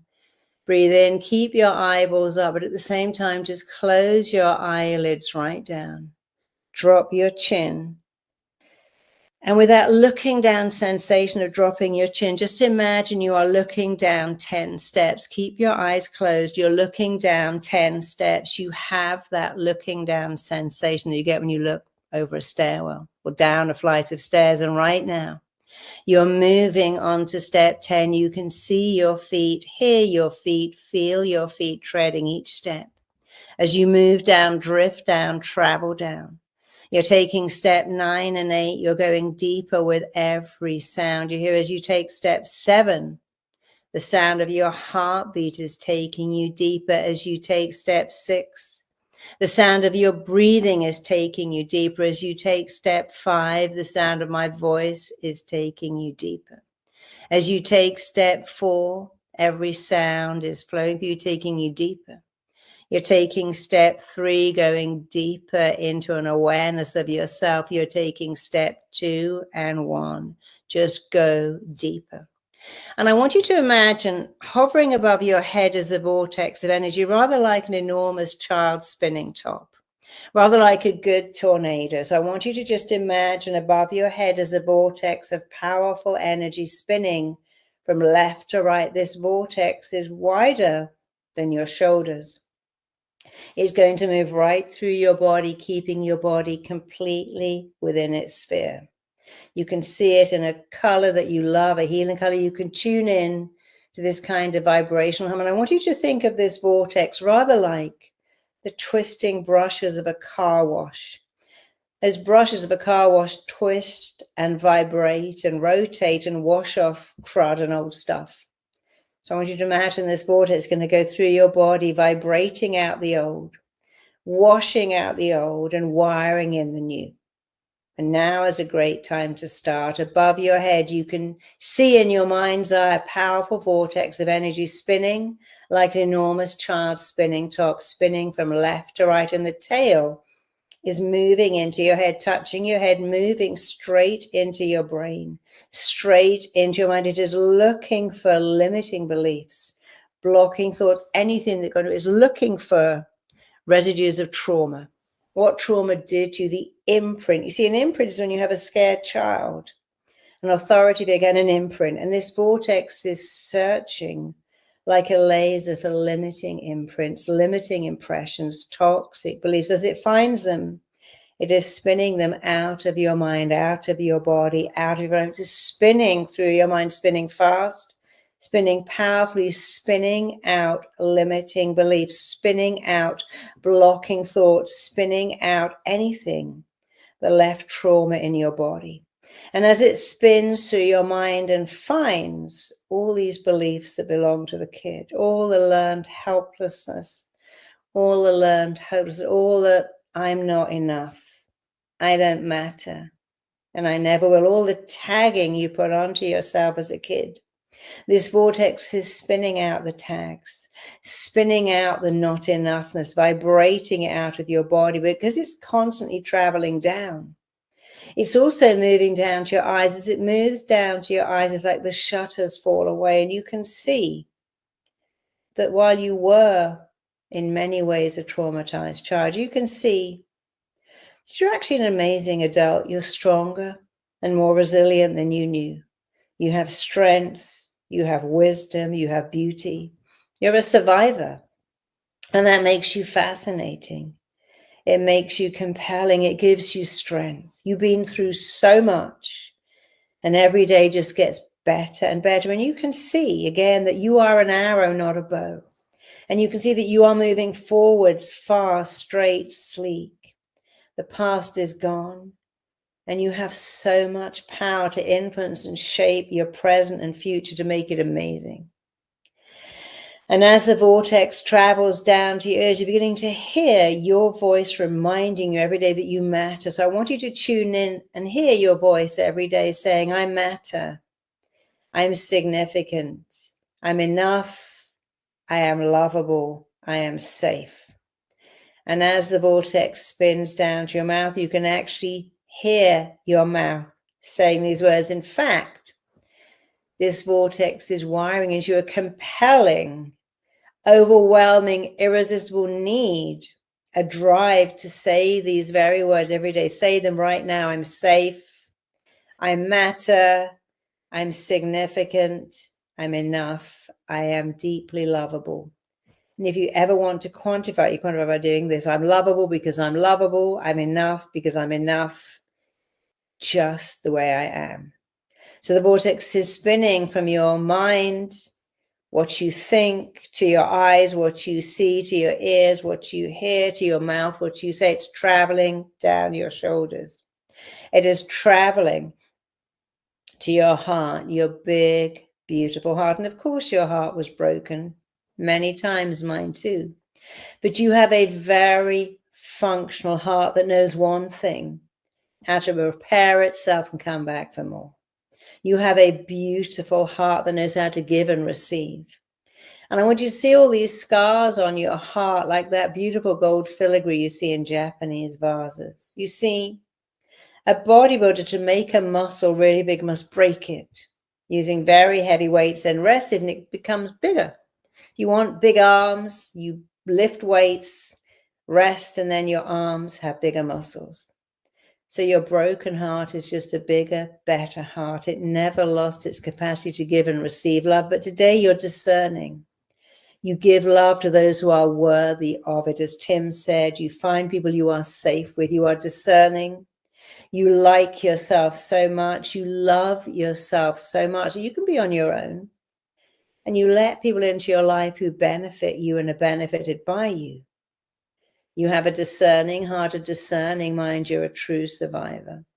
And you look at your big, beautiful heart and see as this vortex spins and twists and turns that you can indeed give love. You can give love and you can receive love. The more love you give, the more you receive, the more you receive, the more you give. Because you are discerning, you're smart, you're not a dependent child, you're an independent grown-up. And now the vortex is traveling to your lungs, and your lungs are a place of balance. You see, every day you receive a breath and you give one away. Let's do that now. Take a breath in and give that breath away. Receive a breath and give it away. Receive a breath and give it away. That's the first thing you did when you came onto the planet. You received a breath, you gave it away, and you took another one. You can't just give. If you just tried to breathe out, that wouldn't work. Or if you just tried to breathe in, it feels horrible. Every day your body shows you the balance of you being a giver and a receiver. You can't just be a receiver, and you can't be a giver. You give and receive. You give and receive praise, love, compliments. You give to yourself. You give to others. The vortex is traveling through your organs, traveling through your body, traveling from your lungs to your stomach, the seat of all emotions, to your gut, the second brain, traveling down your spine so you hold your head up high. Your whole body is covered, encased in this beautiful healing energy vortex. It is spinning, twisting, turning, spinning out toxic thoughts, spinning out toxic beliefs, spinning out toxic memories, leaving behind calm, strength, resilience, freedom. Freedom to give and receive love to the right people, to know that you're okay, you're a true survivor, you are resilient. But now is your moment to use a little bit of this dice, to say, I direct, instruct, code, compel. Think of something that you require. Maybe love, maybe safety, maybe calm, maybe peace, maybe to know that you're a great parent, that you can parent yourself and your children if you have them. But let's work on love. So I want you to just simply say, I instruct myself to give and receive love. Just say that I instruct myself to give and receive love. I code myself to recognize how lovable I am. I command myself to see that I'm worthy of love. Just keep repeating these words. They might not make sense. They might feel silly.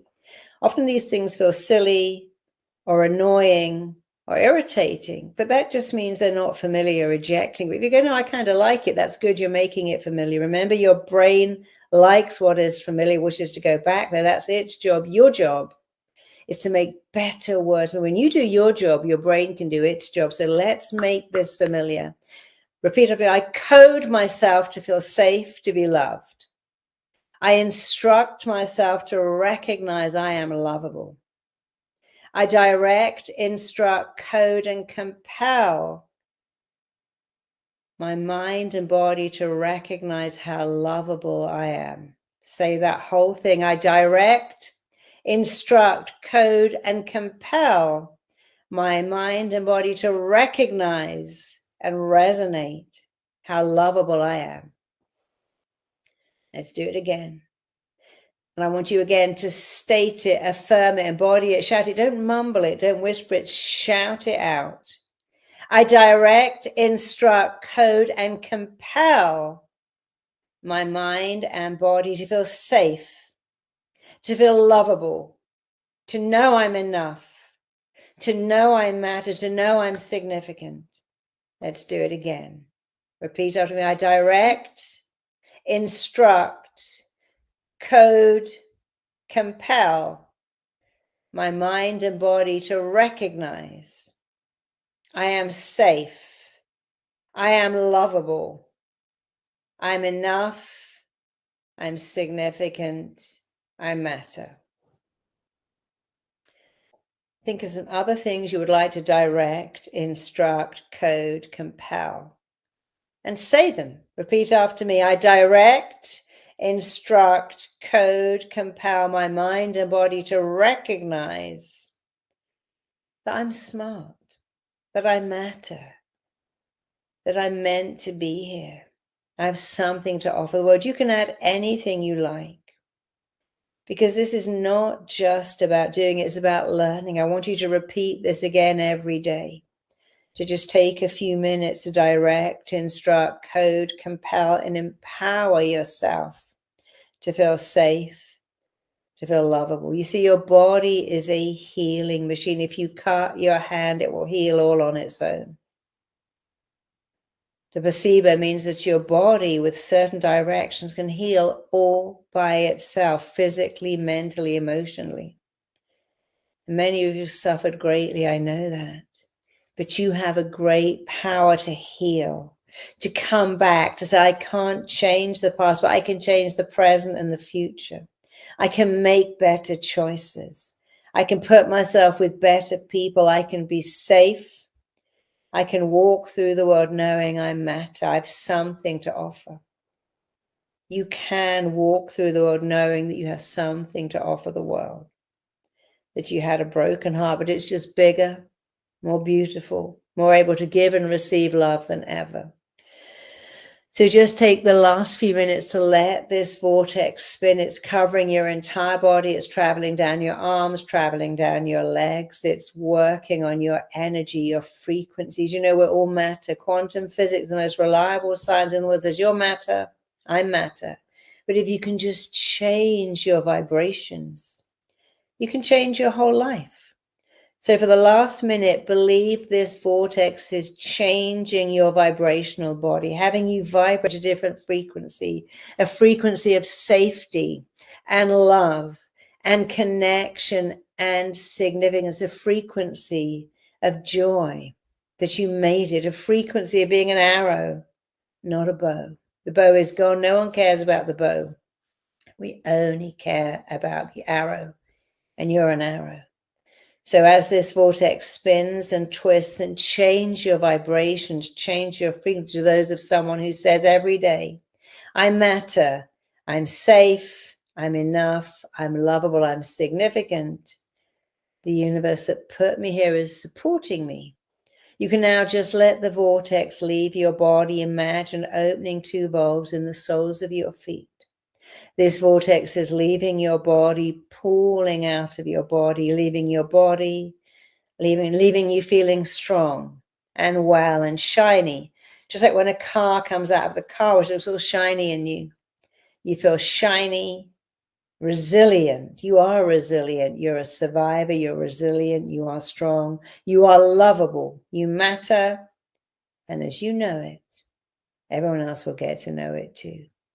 So let the vortex leave your body through the soles of your feet. Let it come out like, a bit like if you tip up an egg timer, make a little hole in it, that sand will trickle out. Let it trickle out.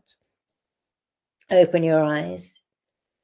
Come back into the room. Remember, every day, I want you to choose to say, I matter, I'm lovable, I'm enough, I'm significant, I'm safe. You can even add, I'm an arrow, because you are.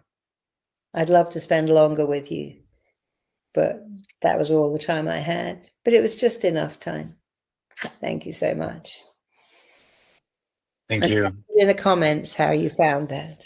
Thank you, Marisa. Yeah, let us know in the comments how did you feel about this group hypnosis session. For me, I felt already at the beginning that I was sort of going to the ground, and I felt I saw some people having the same feeling. So let's see how people felt. A lot of thank you so much. A lot of gratitude, I think, from everyone in the room. Okay, so now we're gonna go to the Q&A. We have a few questions from people that we've been gathering through the whole session. Jennifer, who says that was healing. I have Ingrid, who said I feel light. Donna, who said I'm amazed that the love I extended to me as a child, I feel inside myself now. So a lot of incredible testimonies here, Marisa. So thank you so much. You're welcome. Okay, so let's get to the questions. We're going to try to take. We're not going to be able to take all of them, but we're going to try to take a few at least, and maybe we can try to respond with 2 minutes answers so that we can get to as many as we can.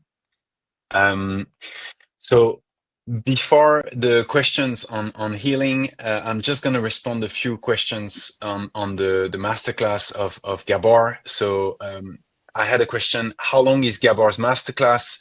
It's about 7 hours. It's 17 lessons.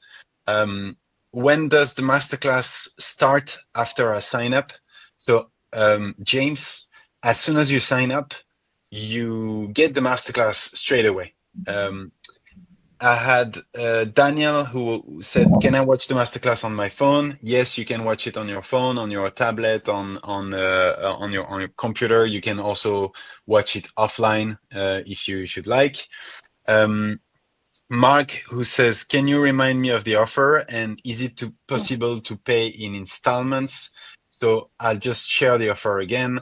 The offer is to have ultimate package, which is called Mentorship Plus, which is usually $1,200, but for the healing days, it's $399, and it includes Gabor's masterclass, the Heal Method, the Heal Masterclass, but also weekly live sessions with specialized coaches, exclusive webinars, and also all the future healing masterclasses that we're preparing.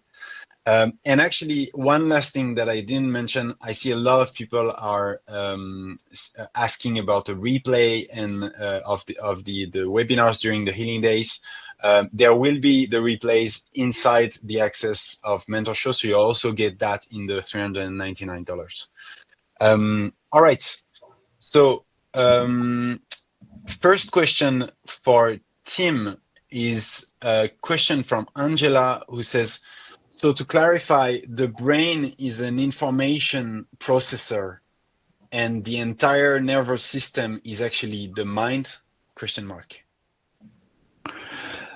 Yeah, so I think what Gabor said at the very beginning is the mind is more than just a calculating machine. It's so your whole vagus nerve is sending you information, your heart and the nerves around that, your gut, all of that is sending information. And so it's processing at a conscious level. Over 90% of the brain is working at a subconscious level.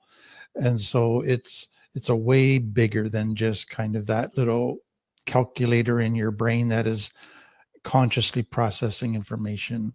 It's your identity, it's your coping, it's all kinds of biases and assumptions and beliefs that you might not even be aware you have, plus thousands of nuanced things about how to live and respond in a million different situations.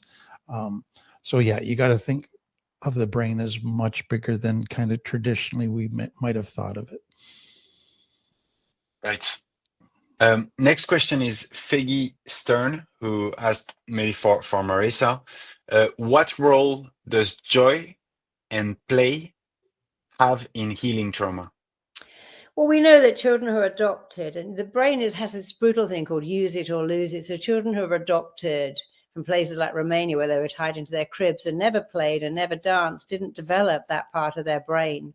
And it's very important to play and laugh at any age. You age much better if you can laugh and feel joy. And joy comes from very simple things: waking up and hearing birds sing, clean sheets. You know, when you ask me what gives them joy, it's never, oh, going on a yacht. It's like, my first cup of coffee is sensational. I love this particular shower gel. I always use it. So put some joy in your life. Joy is the little things. Waking up and your cat's jumped on the bed, your dog greeting when you come home, someone holding your hand, someone being kind to you, and put joy in your life. And if you can practice gratitude for the little things, you know, I wake up and think, oh, I love my first cup of tea. I love my husband. I love my house. I always wake up thinking I found something to love, like usually birds singing or just loving, waking up and think, I haven't got to get out of bed yet. That's so lovely. If you can have an attitude for gratitude for little things, then big things become amazing. But sounds, water, just the fact you can have a bath or a shower, that you live in a free country, smell, you try and find things that you love and say, oh, I love this smell, I love this taste, I love this sound. Listen to music, dance, because you're training your brain to find joy in little things. And then when big things happen, it's just amazing. So joy and movement and dancing and singing are so important, because you want to feel childlike rather than childish. There's a huge difference. You can be childlike at 80. So embrace that. It's very important. Right. The importance of practicing these emotions is really crucial. We have a next question from Emily. My question is for Tim. On the 3 coping mechanisms you mentioned, which of those covers people who become dismissive, avoidant, and repeatedly moves through relationship, partners, or jobs? Dismissing people is another maladaptive behavior to avoid projected pain. Yeah, so I think the whole attachment, understanding of attachment is when people don't have secure attachment and have insecure attachment. Some go to anxious attachment or avoidant attachment. And so the anxious attachment is the person that is always trying to get assurances that they're loved, looking, like Marisa said, looking to somebody else to meet all their needs, and always insecure whether that person's going to be there for them. The avoidant person is just don't deal with problems, just stay away from getting too connected. And so typically you get an avoidant attracted to an anxious person, and then they have their own set of issues. But that attachment and lack of attachment can work itself out differently in people's lives.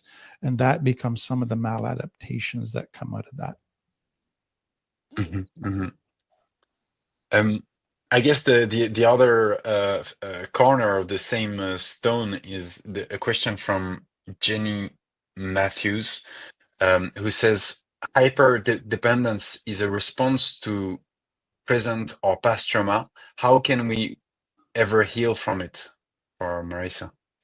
Well, we have to depend on ourselves. When you depend on yourselves, you realize you don't let yourself down. If you depend on yourself to be, if I say, okay, what are the words I want to hear that I never heard from my father or mother? Could I start saying them to myself? I'm worthy of love. I'm worthy of attention. I deserve people. I'm worthy of people spending time with. Then I can depend on myself. And that is what parenting yourself is. You depend on yourself. Just as you depend on yourself to give yourself good food and drink enough water, we must depend on ourselves to nourish ourselves, not just with food or water, but with words. They're healing balm for the soul. So you can, hyper-dependence means I don't depend on anyone, but I'm also not independent. I need other people to do it. Independence means, okay, I've got it. I can do this myself. Of course, nobody wants to live alone. As humans, we are wired for connection. But when you can depend on yourself, you are more likely to find connection, because neediness is not very attractive and confidence is very, very, when you can say, I've got this, I can do it. Yes, my partner's away for a week or they're working nights, I'm working days, but I'm okay. I can look after myself. I can find nourishment, both physically and emotionally. A lot of people say to me, I'm disconnected. I go, what are you doing about it? What do you mean? Well, disconnection is a choice. I used to have a magazine. I was in what you call an advice column. People write and go, I'm disconnected. What are you doing? Nothing. What have you tried walking people's dogs, volunteering? Oh, no, not doing any of that. Well, that's then you're choosing disconnection. You could choose. In fact, one of my clients told me, she said, I listened to you. I got a job at an animal shelter 2 nights a week. I found a guy there. I've been married for 5 years. I've never been happier. Who would have thought feeding baby robins and rescuing hedgehogs would make the love of my life? But she had to choose connection, and she loved animals, and she was brokenhearted when her relationship ended. And she gave something that gave her joy. And in that joy, she found a guy, thought, oh, I love her. Look at her. She's amazing. And they are so happy. They're like meant to be together. But dependence, again, is I depend on you to make me better. Well, you can't even say, hey, doctor, here I am, fix me. Doctors don't fix you. They fix you. You have to fix yourself. You can't give agency to other people. Depend on yourself.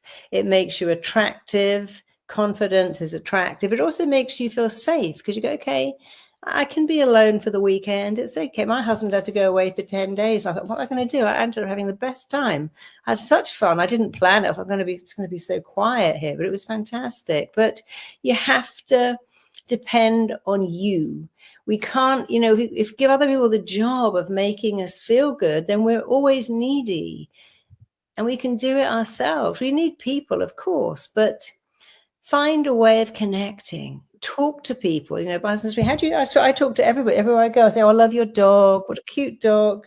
We moved to America. I met so many people. We moved to Dubai, but I see people like, oh, I love your dog. Can I stroke it? Where did you get at the airport? I say, oh, your charge is so cute.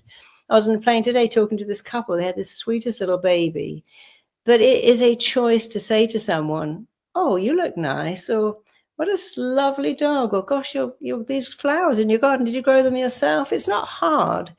It's unfamiliar. So we have to choose to make what is unfamiliar familiar. And if you can choose to make connection familiar, to talk to people, to join some groups, to volunteer somewhere, you won't be alone. I had a client who said, one Christmas, she took sleeping pills and slept for 2 days because she was there. The following Christmas, she joined a shelter. She fed some, she was a hairdresser. She cut some homeless people's hair. She had the best Christmas ever. I didn't realize I had to step out of myself. Instead of looking for people to come to me, I went to them. I found a shelter, cutting people's hair. I had a fantastic time. But we can't, the cavalry isn't coming. We have to go out and do it ourselves. But we're all grown up. It's not as hard as it sounds. Find connection, choose connection, and choose to believe that you can do it, and your life will get a lot better. Mm-hmm. All right, let's. I'll just answer. I saw a question from Sophie. Is the Heal offer only available today? So no, it's going to be available during the healing days. But just one thing is that, as I mentioned before, there's 500 spots, just because we've really carefully selected the coaches that will be working with you.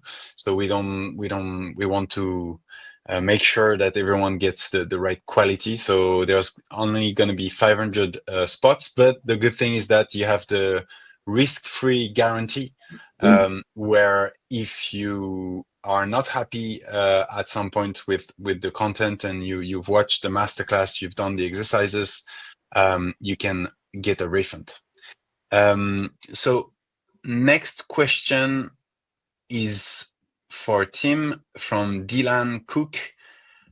If I can list a long list of traumas, how do I order them from being most important to deal with to least important to deal with?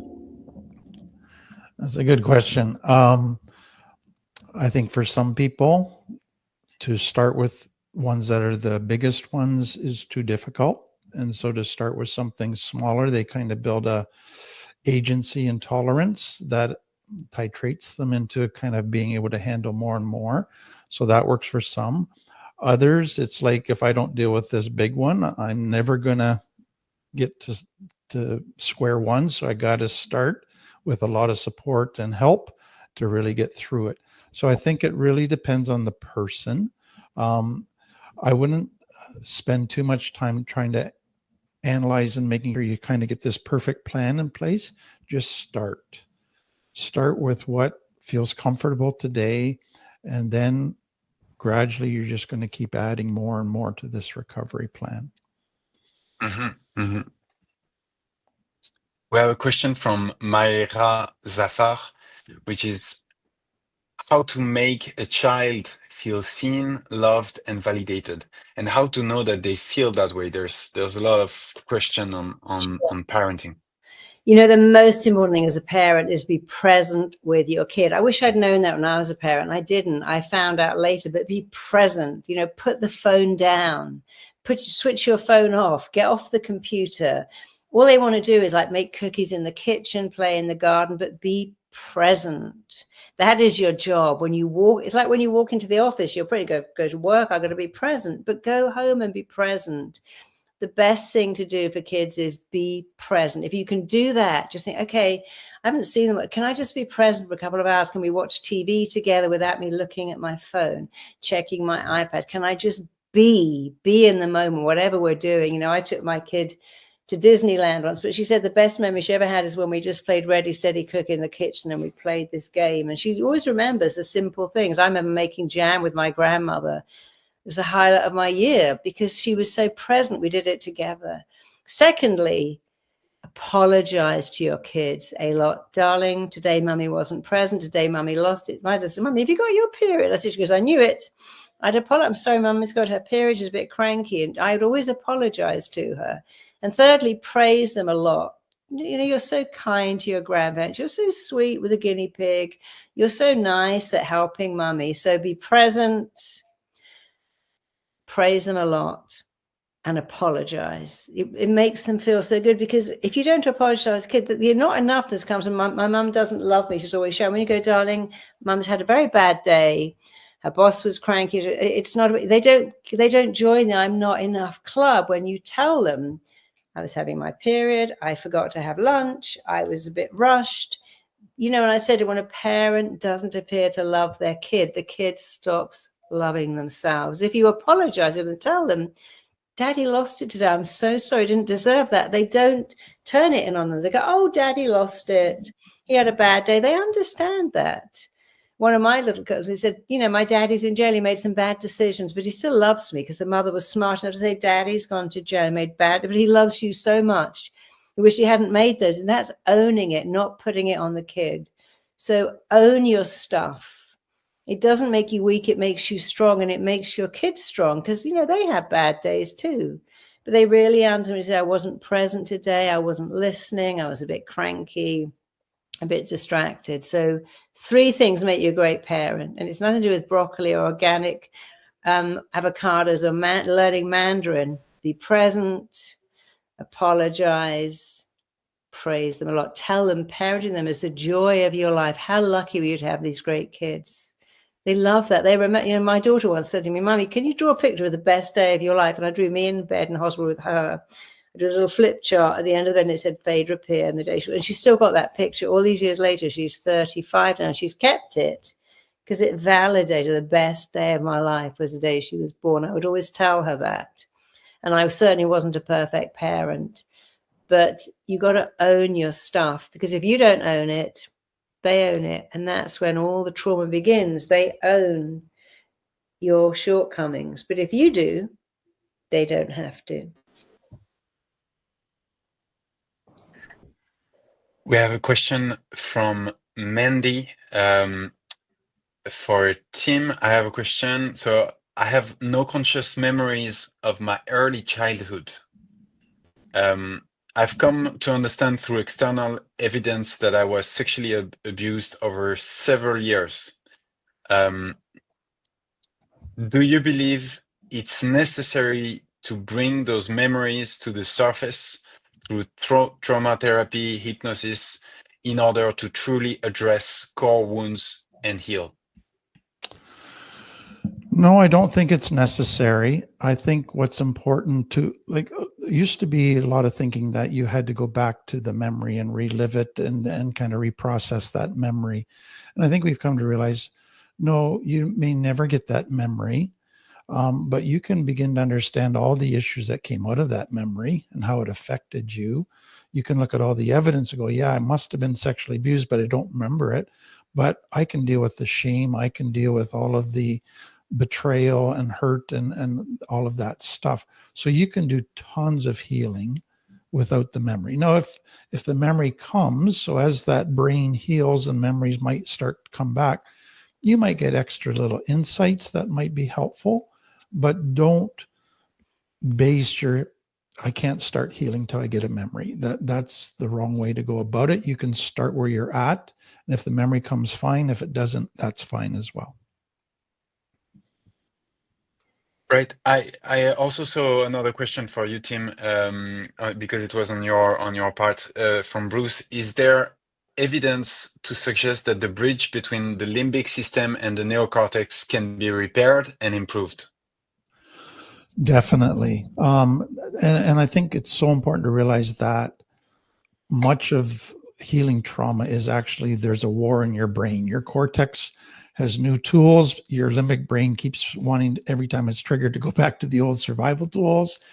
It pulls you based on reasoning of emotions, not based on reasoning on the evidence. And so there's just constant battle between the two.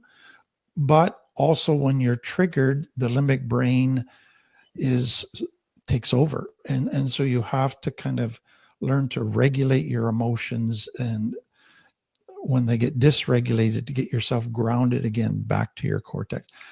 Like Marisa said, that will feel very weird at first, very uncomfortable, even annoying to learn those tools because it's unfamiliar. It's familiar just to go with the limbic brain and to act out and to do all that stuff that you later regret. And so I tell clients all the time is that, 98% of the time you can live out of your cortex and be a wonderful parent, partner, all of those things. But when your fear of abandonment gets triggered, you can be like this different person comes out that's a monster. But it's in that 2% of the time when you're triggered, that's when you hurt the people you love the most. That's when you do the most damage. That's when you have your greatest regret. And so it's learning to, it's like the train is leaving the station when you get triggered. And how do you slow it down? Because it's leaving the station, and it's learning the tools in that very difficult time to ground that limbic brain, to regulate it, get yourself back into your cortex and acting. Some of the toughest tools to learn, but they're learnable. And once you do, the growth that can happen is fantastic. We're just going to take a couple more questions. We really tried to answer as many, but sorry for maybe some people who didn't get their answers answered. But just a couple more. So one from Marisa, from Renate Steinmetz. How do you know who is safe to be authentic with? Well, you've got to trust your gut. People show you who they are. Don't rush into relationships too quickly. Get to know people. What are their relations like with their family? Do they have good family relations? What are they like with other people? If they're rude to people, then people show you who they are very quickly, but take it slow. If you meet someone, meet them in a social place, meet them again, and then meet their friends. Find out who they are. People show you who they are very quickly most of the time. And often we just think, oh, wait, I'm just going to ignore that. Don't ignore it. I remember years ago, I went on holiday with somebody. We both had daughters. He wouldn't buy his daughter a single gift. And I thought, oh, I'm not going to ever see you again. He showed me this incredible means that I pay for her school fees and that's it. I'm like, are you going to buy her a little present? No, I said, okay, I'll buy her one. And I knew that was a sign. And it was up to me then to think, don't see this person again, because mean-spirited people, when it's one thing to be poor, but he wasn't poor, but he was so mean. And I didn't like that. When you see people cruel to animals or rude to waiters, or they don't have any family around, they don't have any friends. So we have to be discerning. Who is this person? Find out who they are. But also, we also have to understand our own thing. We often say, I'm broken. A broken childhood doesn't mean you're broken. It means your childhood was broken. Damaged parenting doesn't mean you are damaged. It means you come from damaged parenting. So don't say I'm broken. Say I came from a broken home. My parenting with my parents were damaged. But don't give yourself unnecessary labels, and learn to like yourself so much that you'd rather be on your own than with the wrong person. That's the real thing. When you go, I'd rather be by myself forever than with someone who isn't good enough, who isn't right, because damaged people attract damaged people. Then you have a damaged relationship. So join groups, join AA, join Codependence Anonymous, find people that are healing themselves, hang out with better people, but also say, I remember when I decided one day, I thought, you know, my life is so great. If I never find anyone ever, I'm all right. I was married 10 months later because I was so happy being by. It took a while to get to like myself, to like my own company. And when I got to that place, I met somebody and we had a connection. But you can't really come out of a relationship when you're so needy and go, I need someone. I can't be alone. I can't be by myself. You know, what's wrong with being with you? You're a great person. Alone means being alone with you. So you got to get to that place of saying, you know, I can watch TV, I can read a book, I can go for a walk, I can do stuff. That's when you're ready to find someone. Don't go at it from I'm so empty, I'm looking for my other half, because you're not half, you're whole. You don't need someone to complete you, and you don't need your other half because you're not half, you're already whole. Have a relationship with you first. Give yourself love. We spend so long trying to make some person love us. If we just put that time into loving ourselves, and nothing has to be changed, injected in, snipped off, nothing has to be done. When you fall in love with yourself, it's such a great place to be. And then other people love you too. They go, wow, you're so great. I love being around you. So put your energy into loving you, parent yourself, love yourself, have a relationship with you. And then you'll make much better. And you'll go, oh no, I don't date those kind of people. I'm not interested in addicts or people that are going to spend my money or not turn up. If somebody says, I'll email you, but they never want to see me, I'm not going to be with somebody like that, because then you have a better sense of what you're worth. And you're worth love, and you're worth somebody committing to you and you committing to them. But you got to be alone with yourself first. We have a question for Tim from Alex Falls. How dangerous is having the cortisol flowing through my gut and pain my chest from stress every day? Well, Gabor's written a whole book on that, and it's what they've basically found is cortisol. It begins to affect your immune system. It affects your body. So a lot of your autoimmune diseases, they're now seeing as cortisol connected. Over 90% of diseases in the West are due to cortisol. So diabetes, heart, even cancers there's connections to cortisol. And so it's really realizing that, again, cortisol was designed to be a very short blast to get you fight or flight into safety. When it's there ongoing, it just begins to take its toll on the whole body and immune system and brain in very negative ways. Right. We'll take one last question for Marisa, and then we'll close for today. It's from Diana, who says, how do you know if you are healing correctly? Because you start to feel better. You know, we change in three ways. There's instant change. You go, wow, I feel different. But then there's also cumulative, bit by bit. And then there's retroactive, wake up and think, oh, I don't feel that panic in my body that I'm alone in the house anymore. Or, oh, I don't have that stress anymore. So there is a lag time between doing the work and feeling better. So remember, you can change instantly, cumulatively, or retroactively. But you just start to feel calm. You start to live in a place of gratitude, and you start to like yourself. And until you like yourself, nothing else matters. So that's where we're going to think, yeah, I'm a good person. I can let people praise me. I'm a nice person. I do good things in the world. So give it time. Don't expect to change immediately if you're a retroactive or a cumulative changer. But, you know, you get the chance to change twice every day of your life. Change a thought, change a belief. It changes how you behave. People say, how long does change take? Well, it can take 21 days. It can take 21 seconds. But if you start to say, I'm enough, that's one of the most important changes you can make. Say it, state it, affirm it. Just that on its own can change your entire life. But don't just hear it, do it. Imagine if you made your phone password, I'm enough, with security squiggles, obviously, and you had to type that out every day to open your phone. How much better would you feel? So write it on your fridge, write it on your underwear. I have these bracelets that say it, write it all over your house and put it into your password. So you got to type it out or say it every day.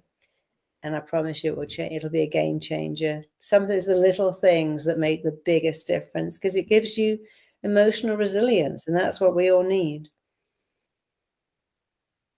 Such a great ending word. So Tim, Marisa, thank you so much for so many eye-opening insights. I think a lot of knowledge, a lot of experience. I feel like people loved it. And most of all, well, thank you to everyone for this incredible participation that you had in the chat. Great starting this journey with all of you. And also thank you to all the people who are already joining the Heal Masterclass. We have a lot of new students coming with Mentor Show. So same time tomorrow, we will be with Bessel van der Kolk, who's written The Body Keeps the Score. He's really a pioneer in how to understand trauma, and we'll focus on how to heal the body. So I really hope to see you tomorrow at the same time. Thank you, everyone, and see you tomorrow. Bye bye. Thank you. Bye bye. Thanks, Marisa. Thanks, Tim. Bye. Bye bye.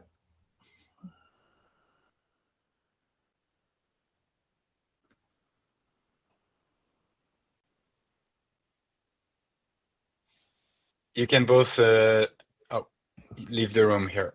There you go.